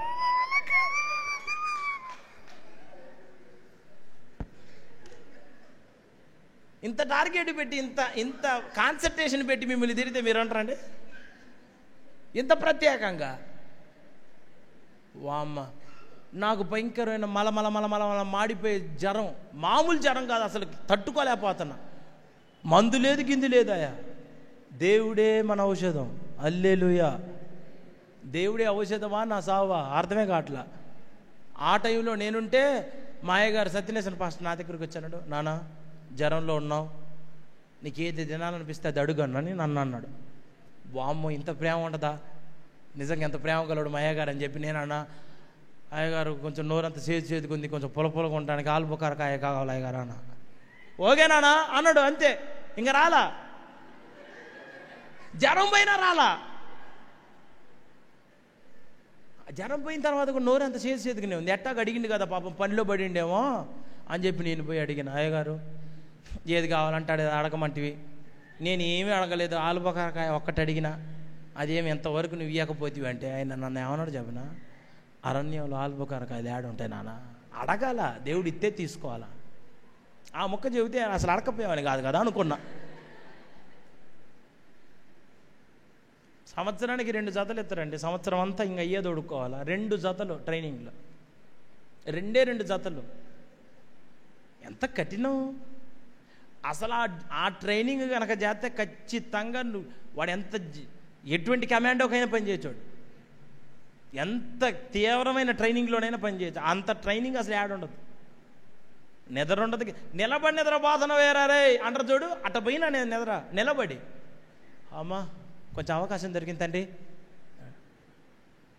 ఎవరన్నా చూశారనుకో, నాన్న పడుకున్నావా, 10 రోజులు ఉపవాసం ఉండి 20 వద్దులే అంటారు. ఎంత ఆఫర్ ఇచ్చినావు నాన్న, 20 వద్దు అంటారా, నాకు 15 అంటాయా అని చెప్పుకోవాలి ఒకళ్ళకొకళ్ళు. నేను మీ అందరికీ చెప్పగలిగిన మాట ఏంటిదంటే, సేవలో ఓపిక ఉండాలి. ఏముండాలి చెప్పండి అందరూ? ఈ ప్రయాణంలో ఏముండాలా? అహరోనులో ఏముంది? దేవుడే అన్నాడా నువ్వు నోరుగా ఉంటావు అన్నాడా అనలేదా? ఎక్కడన్నా మాట్లాడా? దేవుడు ఎన్నుకున్నాడా నిన్ను? దేవుడు ఏర్పాటు చేసుకున్నాడా? దేవుడు పిలుచుకున్నాడా? ఆయన నిన్ను ఏర్పాటు చేసుకున్న ఓపిక కలిగి ఆయన సన్నిధిలో నడిపించబడే కృపను దేవుడు తప్పక మనందరికి అనుగ్రహించునుగాక. స్తోత్రం అని చెప్పండి అందరు గట్టిగా. నా ప్రియమైన దేవుని బిడ్డలారా, ఒక్క మాట చెప్పిన మాటలు ముగిస్తాను. నా వైపు చూడండి. రూతు అమ్మరాదు, నాన్న పట్టించుకోడు, ఎవరు లేరు. కానీ రూతు తీర్మానం ఏంటిది? నీ జనమే, నీ దేవుడే, నీవు మృతి పొందు చోటనే, అక్కడనే. ఈరోజు మీ తీర్మానాలు ఏంటి? మీరెక్కడ ఉంటున్నారు? మీ సేవకురాలు ఎక్కడ ఉంటుంది? మీరెక్కడా? మీ సేవకురాలు ఎక్కడ? మీరేడ బతుకుతున్నారు? సేవ ఎటు వెళ్తుంది? దర్శనం ఉందా? భారం ఉందా? హృదయంలో మీ సేవకులను గురించిన సంతోషం ఉందా? ఏకీభవించే మనసు ఉందా? తగ్గించుకునే హృదయం ఉందా? ఓపిక బట్టి నడిపించగలిగినటువంటి వ్యక్తులుగా మీరు మార్చబడ్డారా? తగిన సమయం అందో ఆయన మిమ్మల్ని ఆశీర్వదించబోతున్నాడు. ఆయన నామల్లా స్తోత్రం అని చెబుదాం అందరం గట్టిగా. దేవుని భయంతో నింపబడండి, దేవుని చిత్తానికి అప్పగించుకోండి, దేవుని కృపలో కొనసాగించబడండి. లాస్ట్ థింగ్, చివరిగా ఒక మాట నేను చెప్తాను. ఇటు చూడండి, శ్రమలలో ఉన్నప్పుడు చూసింది ఎవరు? బాధలలో ఉన్నప్పుడు విన్నదెవరు? వారి దుఃఖాలను తెలుసుకుంది ఎవరు? ఇప్పుడు దేవుడు విడిపించాలంటే విడిపించచ్చా లేదా? దేవుడు విడిపించాడా? మోషే నిలబెట్టాడా? ఇప్పుడు విడుదల కలగాలి అంటే ఎవరుండాలా? కానాను చేరాలంటే ఎవరుండాలా? దేవుని రాజ్యంలో ప్రవేశించాలంటే నీకు ఎవరుండాలా? రేపు నీ దైవజనుడు నీకు ఉండాలా లేదా? ఉన్నాడా? ఎప్పటి వరకు ఉండాలా? కొద్ది రోజుల? ఒక అవసరం తీరేదాకా? పాలు తేనెలు ప్రపంచ దేశానికి నడిపించబడేంత వరకు అనండి అందరూ. కొంచెం గట్టి చెప్పండి. అప్పటి వరకు మీరు ఓపిక కలిగిన వ్యక్తులుగా నడిపించబడదురుగాక. అప్పటి వరకు ఓపిక కలిగిన మనసు నా దేవుడు మీకు ఇచ్చునుగాక. అటువంటి హృదయంతో మీరు కొనసాగించబడదురుగాక. ఎవరేమైనా అనుకోనియండి, మీరు మాత్రం నమ్మకంగా ఈ నడిపింపులో కొనసాగించబడండి. నా దేవుడు మిమ్మల్ని అందరినీ దీవించుడుగాక. కళ్ళు మూసుకుందాం అందరం. విన్న వాక్యాన్ని బట్టి, దేవుడు మనతో మాట్లాడిన మాటను బట్టి, నా తండ్రి, నా జీవిత కాలంలో, నా విశ్వాస యాత్రలో, నా విశ్వాస ప్రయాణంలో నీవు నాకు ఇచ్చిన దైవజనుడితో కలిసి నడిపించబడి కృప నాకు ఇవ్వండి. కుడికి కానీ ఎడమకి కానీ తొలగిపోకుండా ఉన్నతమైన కృపతో నేను నింపబడి, ఉన్నతమైన వ్యక్తిగా నేను మార్చబడి, ఉన్నతమైన తీర్మానాలతో నడిపించబడగలిగినటువంటి వ్యక్తిగా నేను ఉండి, తొందరపడిన వ్యక్తిగా, సహవాసాన్ని కోల్పోయిన వ్యక్తిగా నేను ఉండక, నా హృదయమందు నా దైవజను గురించిన సంతోషాన్ని నాకు ఇవ్వండి అయ్యా. హృదయమందు ఎవరినో బట్టి సంతోషం కాదు, నీవు నా క్షేమము కోసం నాకు ఇచ్చిన దైవజనురాలు, నా కుటుంబం కట్టబడ్డ కొరకు నా కొరకు నువ్వు ఏర్పాటు చేసిన దైవజనురాలు. ఇది నేను ఎన్నడూ మర్చిపోకుండా ఉండేటట్లు సహాయం చేయి ప్రభా. నా జీవితంలో మరవని ఒక కృతజ్ఞత కలిగిన వ్యక్తిగా నేను మార్చబడే కృపను నాకు దయచేయండి. నా ఆధ్యాత్మికమైన జీవితంలో, నా ఆత్మీయ ప్రయాణంలో నీ కృపను నేను సమృద్ధిగా అనుభవించుదునుగాక. సమృద్ధికరమైన కృపతో నేను నింపబడాలి ప్రభువా. ఈ సహవాసము కానాను చేరేంత వరకు కొనసాగించబడాలయ్యా. కానాను చేరేంత వరకు నా నడిపింపు కలిగిన దైవజనుడితో నేను నడవాలా. మధ్యలో నా అవసరాలు తీరలేదని, నేను అనుకున్నది జరగలేదని, ఇవన్నీ నాకు ముఖ్యం కాదు ప్రభువా. నీ ప్రయాణాన్ని నేను ఎక్కడ ఆగిపోకుండా, ఎక్కడ ఆపుకోకుండా కొనసాగించే మనస్సును మీరు నాకు దయచేయండి తండ్రి. కొనసాగించగలిగినటువంటి వ్యక్తిగా నన్ను మార్చండి ప్రభువా. నీ ఉన్నతమైన కృపతో మీరు నన్ను నింపండి తండ్రి. విశేషమైన కృప నాకు ఈ పూట కావాలి. నాలో ఓపిక లేదు, నాకు ఓపిక నేర్పించండి. ఓపిక కలిగి యాత్రలో నడిపించబడగలిగినటువంటి వ్యక్తిగా నన్ను మార్చండి. నీకు వ్యతిరేకంగా, నీకు దూరంగా, నాకు నచ్చినట్టుగా నేను ప్రవర్తించకుండా, పెద్దవాడైన అహరోను తన్ను తాను తగ్గించుకున్నాడు అయ్యా. తన దైవజనులను అర్థం చేసుకునే వ్యక్తిగా మార్చబడ్డాడు. ఎన్నో సంవత్సరాలుగా ఉంటున్నా ఒక మంచి మనస్సు కలిగి నడిపించబడుతున్నాడు. ఈరోజు నా దైవజనులతో, దైవజనురాలతో ఉంటున్నా నేను ఒక మంచి మనసు కలిగిన వ్యక్తిగా నన్ను చేయండి అయ్యా. ఎవరో మాటలు బట్టి నేను కలవరపడకుండా, తొందరపడకుండా, ఓపికతో యాత్రను కొనసాగించే కృప, ముగించే భాగ్యం మీరు నాకు దయచేయండి ప్రభువా. మీరు నాకు అనుగ్రహించండి తండ్రి. ప్రార్థన చేసుకుంటారు ఈ రాత్రి నిజంగా దేవుడు మీతో మాట్లాడి, మిమ్మల్ని దేవుడు నిజంగా దర్శిస్తే, నా జీవిత కాలంలో నా గొంతులో ప్రాణం ఉన్నంత వరకు దేవుడు నాకు ఇచ్చినటువంటి ఈ సహవాసాన్ని కాపాడుకున్న వ్యక్తిగా నేను మార్చబడతాను. నేను కుడికి కానీ ఎడమకి కానీ తొలగిపోను. ఒక ప్రత్యేకమైన వ్యక్తిగా నేను జీవిస్తానన్న వాళ్ళు మీ కుడిచే పైకెత్తని మీకోసం నేను ప్రార్థన చేస్తాను. ఎవరు కళ్ళు తెరవమాకండి రాత్రి. నేను ఈ సహవాసంలో ఎవరి మాటలను పట్టించుకోను. నన్ను ఆశీర్వదించాల్సింది ఆయనే, నన్ను దీవించాల్సింది ఆయనే, నన్ను నడిపించాల్సింది ఆయనే. నేను ఎప్పుడు ఏ విషయంలో తొందరపడే వ్యక్తిగా నేను ఉండున్నాన్న వాళ్ళు మీరు చేతులు పైకి ఎత్తండి. మిగతా వాళ్ళందరూ కళ్ళు మూసి ఉంచండి. మీకోసం దైవజనులు ప్రార్థన చేస్తారు.